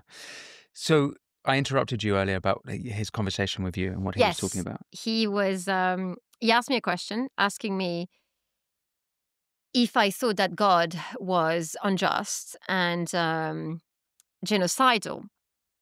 And I was just like, well, what do you mean to me? He asked me, would you ever qualify God as being genocidal? Because he is, after all, responsible for all death, technically. Mm-hmm. And I was like, okay. I mean, I was just like, yes. And then he went on to explain to me that he can't possibly understand why people would then accuse him of being a genocidal tyrant when he's not doing anything, it's not any different what God is doing. For the sake of Islam, of course. So that's a good way to explain genocide. Wow. Mm. And then, so this is all part of this sort of half-an-hour conversation. Yeah. He talked the whole time. It wasn't me. Now, it was translated. Did you ask? You didn't have time to No, ask you're questions? not allowed. Okay. I wasn't allowed. I was just there to witness. And you're part of a group of people? Or? No, it was me in the room. You had other people there, but it was just me being allowed, to speak to him. It wasn't supposed to be publicized. It wasn't supposed to be talked about either. It was the BBC that kind of landed me in it. When did they land you in it? Well, they just asked me during an interview, because they asked me, have you met with Khamenei? And I said no, because at the time I wasn't quite sure how that's going to pan out. When was that? It was back in 2022. Okay, so this is after you'd come out. Yeah. And so I wasn't quite sure whether I should say now and whether it was relevant to the conversation that we were having at the time. Because I do believe, too, that information is only useful, at specific... I mean, at this juncture, it needs to be needed. If it's just for the sake of me giving you information that's not relevant to the conversation, what's the point? It's like name dropping. Yes, but... It's useless. Sort of, except that these sort of inconsistencies is why I have... I understand. I was literally put in the middle of a storm. And so I didn't know how to kind of maneuver it. And so I didn't know what to do. And it's not like I had someone holding my hand, advising me and telling me you should say this and you should say that. And don't talk about this, don't talk about that. So I literally just kind of went along and I figured it out along the way. But the BBC was quite clear that, oh, by the way, we have it on the great authority that you've met with Khamenei. I was like, well, okay, so there you go. Yes, fine. So I had to come out with it. And also the regime did that for me as well, because it was all over the news in Iran that, X, Y, Z happened. Well, before we come to that, is there anything else about your experience with Khamenei that that we should know about? No, that's no. it. So you're sort of there, and there must have been just a completely surreal experience. Very much so. I mean, it was an out-of-body experience. So, people have asked me the details of the car and the car journey. I don't remember. It's like asking my brain what I don't think was registering. I don't know. It was very strange. It's like it's almost like a movie playing in your head, and you're kind of looking at it from you becoming a spectator. It's a very strange thing to go through. Mm-hmm. And it was surreal. You in front of that man. That was the second time, for me to be in front of him, because the first time was, of course, at the conference when he made the speech, and I saw people literally pass out. And this would have been a room of thousands of people? Yeah. Okay. Maybe not thousands of people, Hundreds. but yeah. And people passing out, screaming in adoration. I was thinking, what the hell is going on? Yes. It was quite... I mean, I've never witnessed, the cult of the personality like that. It was something else. Well, yeah, before we come actually to the sort of your turning away from your Yes. revelation, or your being exposed, or that part of the story, I wonder if we actually do look at the popularity of the Ayatollah within Iran. This is something that I've been asking various people on the show. So, for example, we've had various dissidents who live in the West on the show. Masih Alinejad, very famous, recently Maya Tusi. We've had Ella Kalabon, Iranian dissidents, or not necessarily refugees or people who have fled, but certainly who are public and speaking out against the regime. And they have had me believe that the regime is not popular, and that there is a revolution just waiting. Just give them a chance. Now, of course, we're speaking in the wake of the Iran war, where to some extent the regime was brought to its knees. The Ayatollah was kept alive, unlike the other people that you met whilst over there. But some frustration has been, where was the uprising we were promised from the people? Why is the Shah still in Virginia? What's going on here? What's exactly the story? And so I wondered if you had, given you've been there so much, and also that you'd not just been there, but you were there and really living in the regime, if you had a sense of the popularity of the regime on the ground in Iran, is it actually going to stay? Is there any movement against it? Okay, so I will say that no, he's not popular.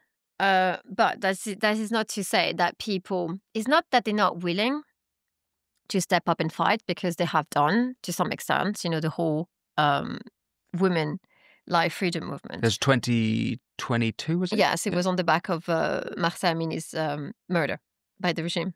So women stepped out they faced incredible danger doing so. And I want people to understand just how brave Iranian women are, because, again, I don't think that people appreciate what they are buying themselves by standing up to the regime. They are guaranteed torture, and by that, rape is almost guaranteed.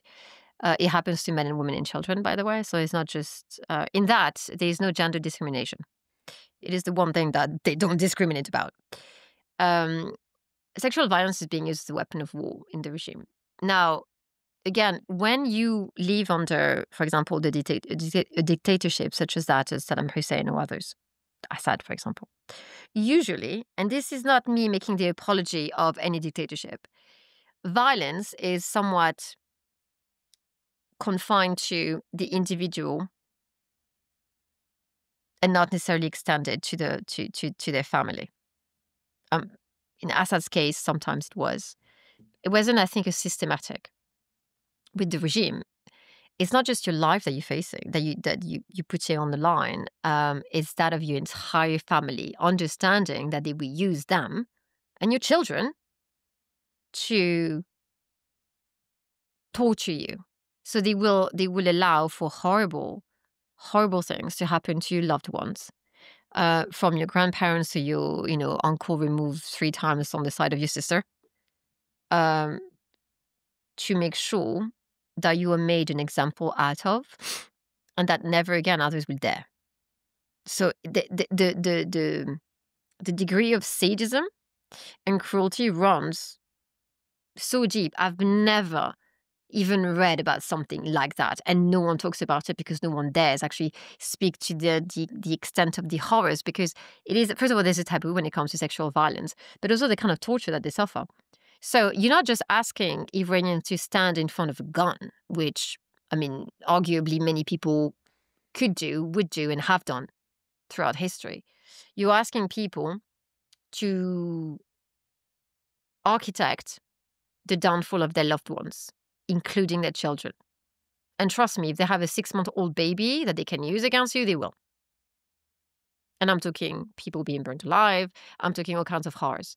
Do you know how difficult it is for someone to then step up in the light of day and say, I recuse you, I defy you? And they have done. They have done. What have we done in the West? Nothing.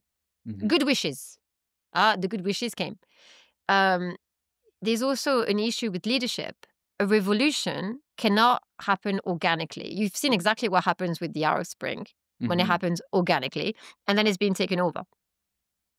And then you don't know what direction it could take. Taliban is being an example of that. Libya.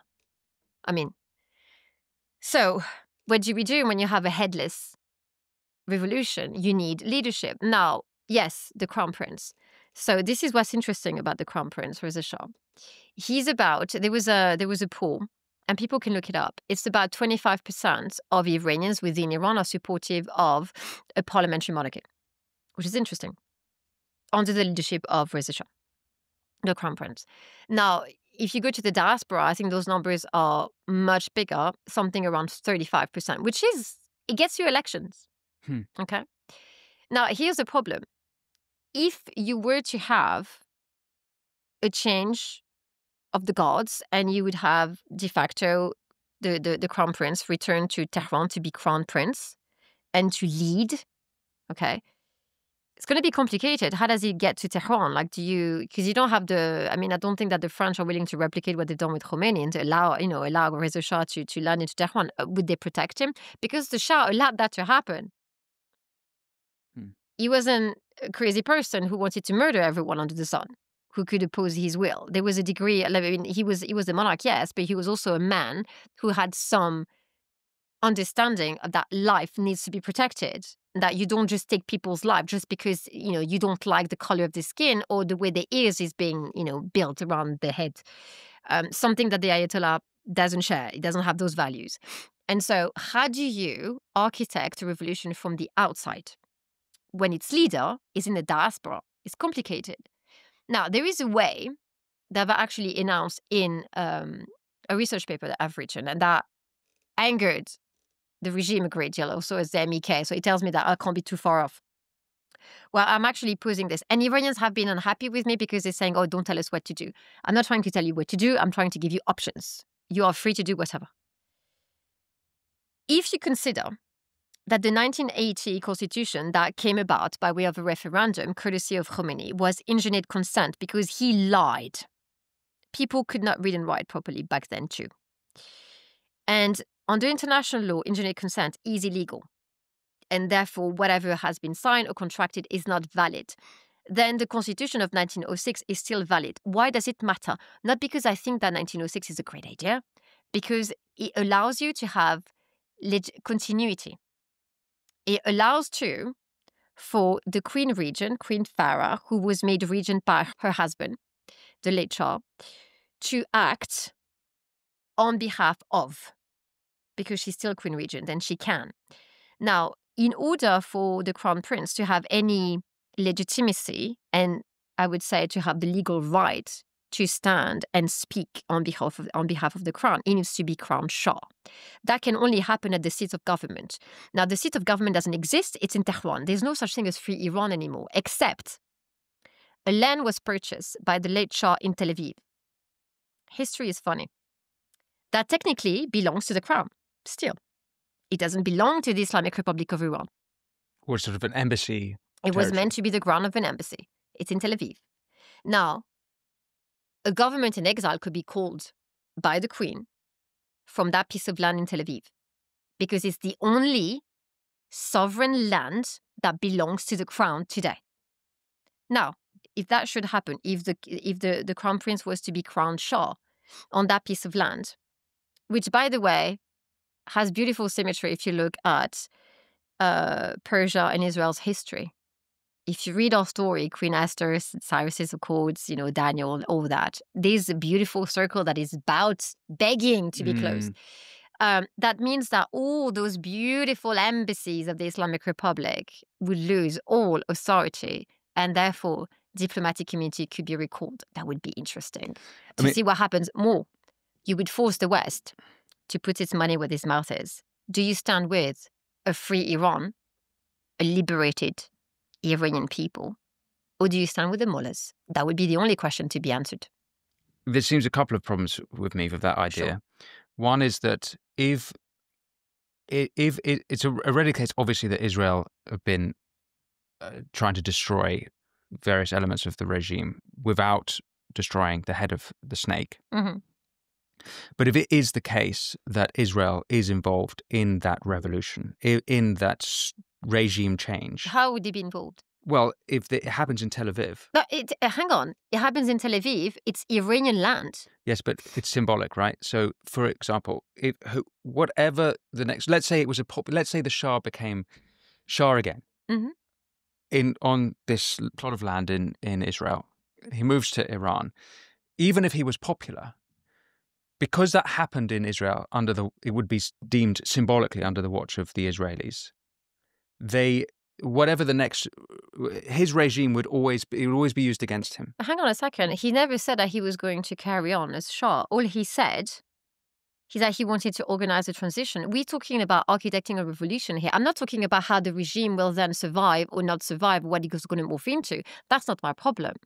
If we're talking specifically about how do we architect a revolution that would depose the regime currently standing in Iran called the Islamic Republic, this is one option that you have at your disposal. This is not to say that Iran will be necessarily a parliamentary monarchy or that it's going to be a republic. I don't care, quite frankly. It's going to be whatever Iranians want it to be. What I'm saying is that in order to have a successful revolution, you need to have a leadership that has legitimacy on the international scene and recognized as such by Iranians within and without. And that is one option. That's all I'm saying. Right. This is not to say, oh, let's bring, let's have the return of the king and we're gonna have an absolute monarchy. Not at all. This is not for me to answer. Yes. This is something that the Iranians will have to decide. This is something that the Crown Prince Reza had made very clear. He did not want to see happen. He's a man with democratic aspirations. And he's a man who claims to be secular. Now, what he wants to do is quite frankly, not my business. I don't care. As long as he stays away from butchering my people, I'm happy with him. Whether or not he wants to lead his country, again, none of my business. What I'm saying is that if I look at the options on the table today, this is one that we haven't seriously considered. And this is one that I just was happy to kind of put forward to people for them to agree or disagree with. Now, people, again, have thought, oh my God, she wants to play kingmaker. No, I'm just telling you what is at your disposal in terms of choices.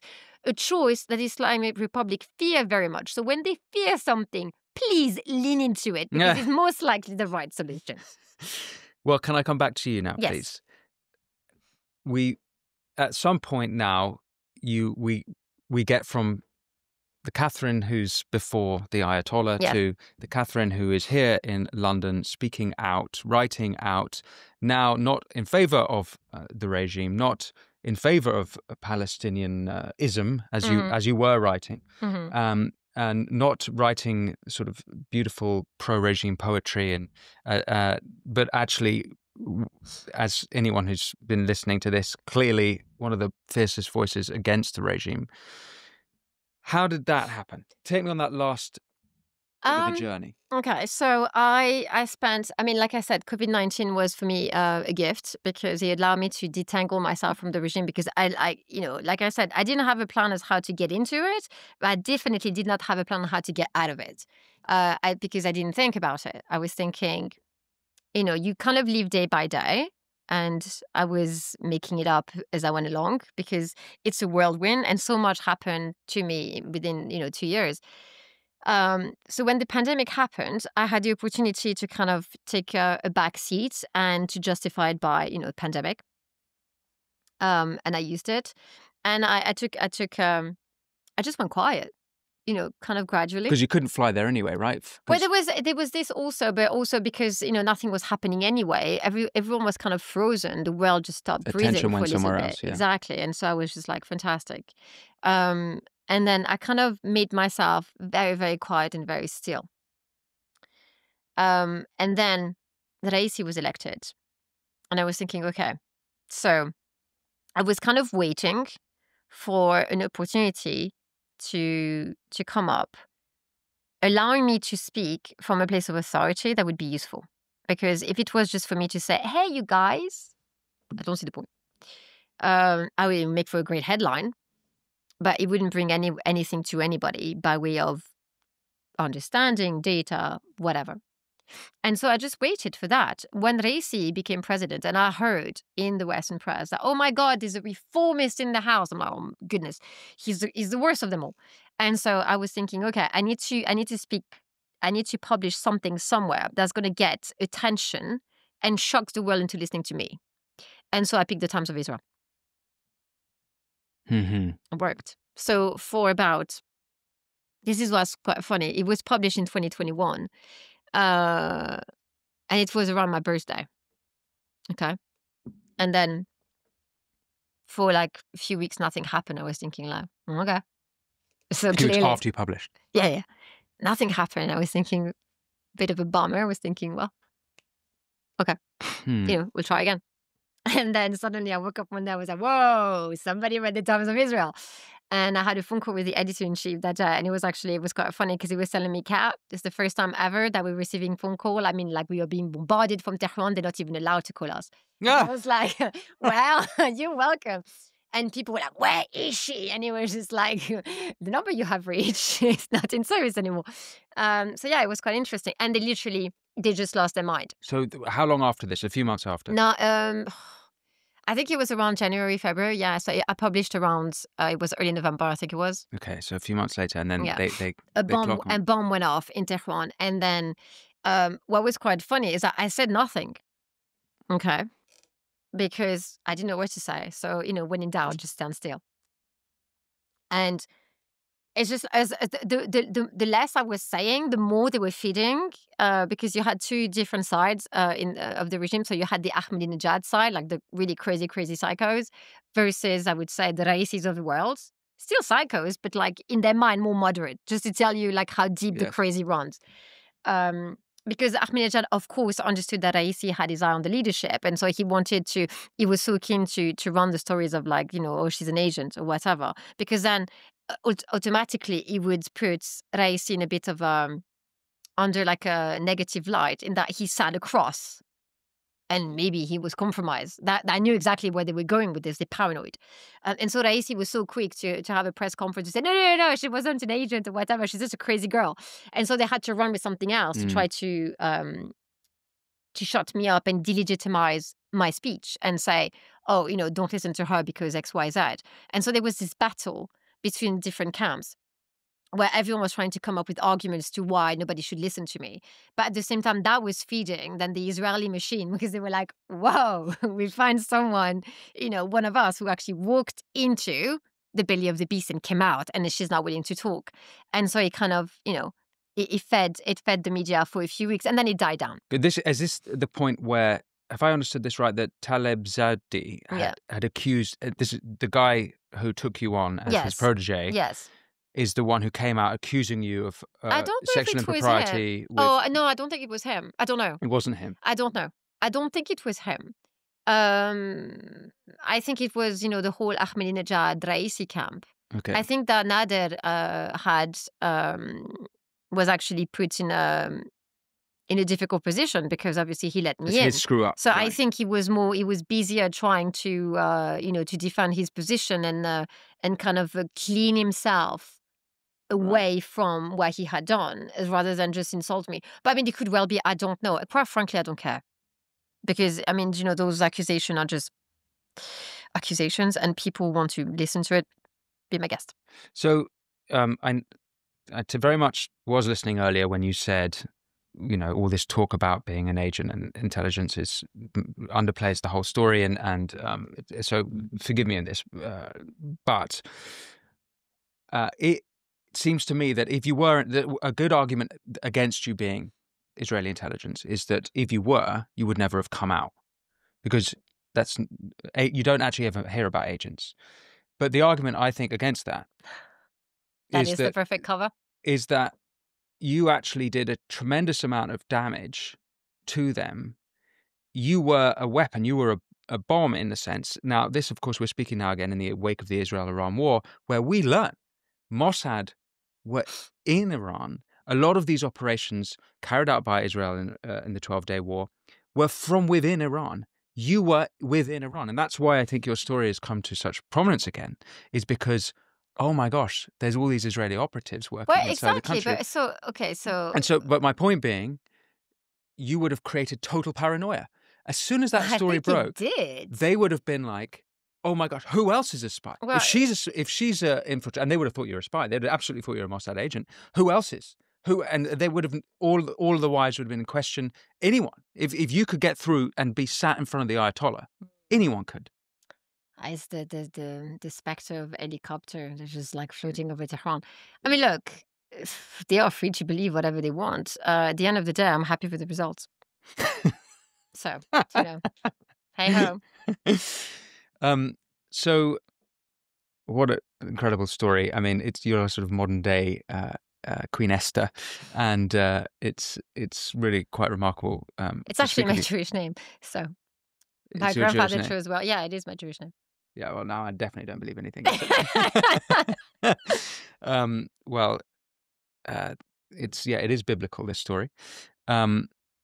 We've covered a lot, and there's a lot more I imagine we could carry on talking about. I wondered if there's any to the story that we've told so far. I mean, before we go over to the Substack and take some questions from some of our viewers, I guess my last question is that, The Guardian here in the UK have reported only recently that something like 15, 16 plots on British citizens were foiled by British intelligence, plots from the Iran regime. You're not safe here. You're not safe in the West. The most famous example would be Sir Salman Rushdie, who was 3 years ago attacked on upstate New York. Almost killed. The President Trump had an assassination attempt by the Iranian regime. Given this story, which is just quite remarkable, I'm sure will be a film one day, you are not safe, even in England. Or am I wrong to think that? Do you feel safe? No, I don't look at things this way, because look, safety. I mean, you could say that by being quiet and not doing anything, you would be safer. I would tend to disagree. Is that the only difference I would say in between me and people who are willing to cower is that I'm willing to look at danger in the face and actually assess it. Am I more in danger than someone who would sit down on their couch and just play the ostrich? I don't think so. I mean, I stand in the light. That is the only difference. It's like, okay, so you can pinpoint me, but we all face annihilation by the regime. So I'm first, someone else is second, you're still dead. That's how I look at it. And also, I think that, there's something that is quite defining of a person when you can stand. And I don't fear them. I really don't. And it's not because I'm brave or I'm crazy. It's just like, all I'm going to say is this. There's only one authority that I recognize, and it's not them. And I was promised protection, and I'm okay with it. I believe in it, and therefore I don't fear. And it's not, again, not out of bravery or courage. I'm not special. I'm just a person, and I'm a mother. And if it means that protecting, for the sake of my children, if I have to eat the darkness, I will. I will swallow it all and take it all, because that's my job as a mother. I took that seriously. I gave life. I'm not about to let some maniacal psycho in Tehran to take it away. So I fight. And so should you. Should everyone. Catherine, thank you so much. Really, I mean, I can say without hesitation, you're the bravest guest that's ever been on this show. Thank you. Probably that I've ever met in my life. Before we take questions over on the Substack, sure.